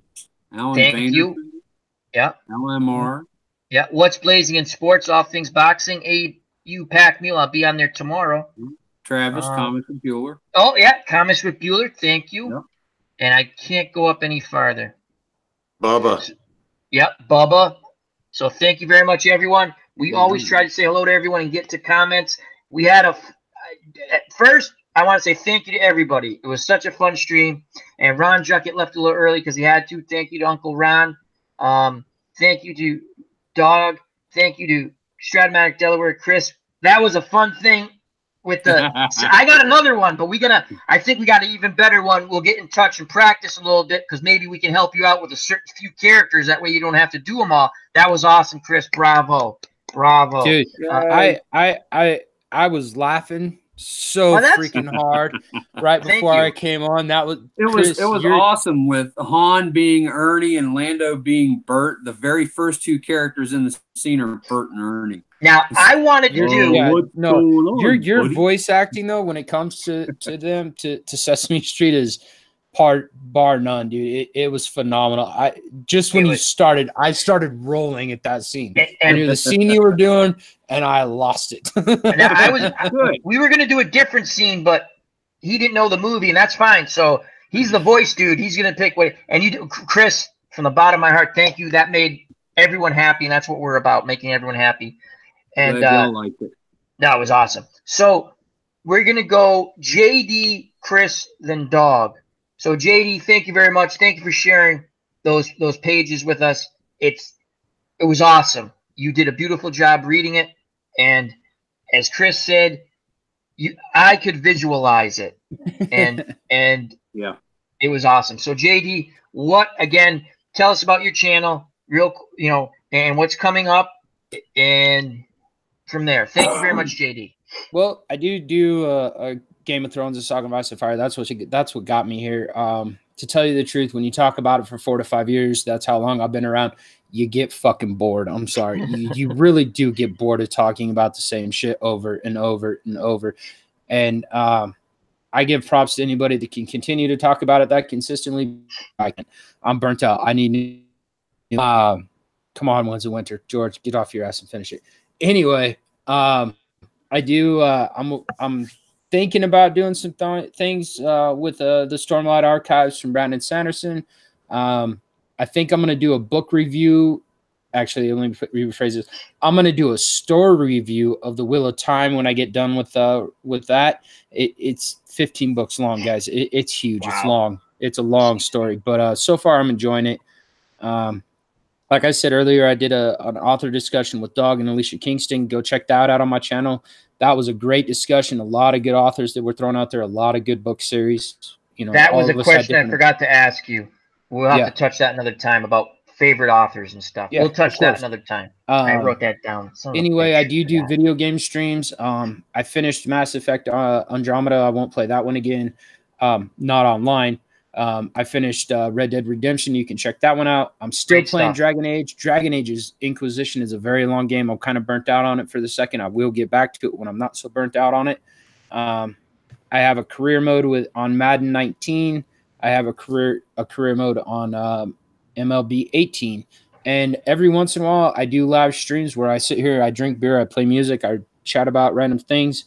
Sometimes the chats are serious. Other times, you get random chapters like you do tonight on people's streams or on my channel. And, you know, I'm just here. I'm not here to make money off of YouTube. I'm just here to have fun. So I appreciate every sub I get. Thank you guys, and have a good night. Thank you, JD. Thank you. Christopher, Stratomatic Delaware. First again, bravo. Now, and thank you, Red bravo. Sox fan. Bravo to you, JD, also. Chris, everyone makes my night. But again, you know me, Chris. I get these weird things in my head. Now, I had a different scene, and it would have been funny, but you didn't see the movie, and that's fine. Yeah. You picked a great scene, probably better than I did, because everyone knows that movie. Mm-hmm. And it was fun. Just to go over it one quick time. Bert was Lando Calrissian. Oscar was Darth Vader. The Count was Boba Fett. Ernie was Han Solo. Tickle Me Elmo was Princess Leia. Cookie was Chewie. And Grover was 3PO. And Christopher from Stratomatic Delaware hit it out of the park. It was a great time. So, Chris, the floor is yours. I had a blast. JD, Dog, Al, brothers, Ron, man, I love hanging with you guys and talking. I had a blast. Everybody in the chat, thanks for coming in, because we're all in this together, you know. Not to quote a Red Green show line or anything, but yeah, we're all in this together. We are all in it together. Yeah, we are. Keep your stick on the ice. Keep your stick on the ice. We're going to have to talk about that show next time. But yeah, I've got the stuff going on the channel little by little, some Inside the Cup golf, some red, white, and blue racing. Going to get back to Stratomatic with some 2018 stuff. Maybe work some chess in if I can get it to where I can record my niece and I playing, and you know, just playing games and having fun. That's what it's all about. Thanks a lot, guys. Thank you, Chris. Bravo once again. Now to another good friend, the Dog. All right, yeah. Thanks for having me, guys, and I'll get with Al tonight, and we'll see about possibly doing a stream tomorrow afternoon, and look forward to that. What's happening? So then you can always usually look forward to Dog Days of History Daily if nothing else is going on. So that's what's going on. Cool. Thank you. And I just want to say, late arrival, Michael Terranova, thank you for stopping by, my friend. Thank you for the salutations as he says hello to everybody. So thank you. Thank you to everyone who joined in, jumped in the chat, contributed. Thank you to those who watched and did not. But feel free to jump in the chat. We have a fun time. This was great. Thank you to Ron Juckett, JD, Chris from Stratomatic Delaware, and Dog. Till next time, health and happiness. Love the ones who are close to you. Cherish those moments that make you happy. God bless. You know what's coming, folks. Peace. Yeah.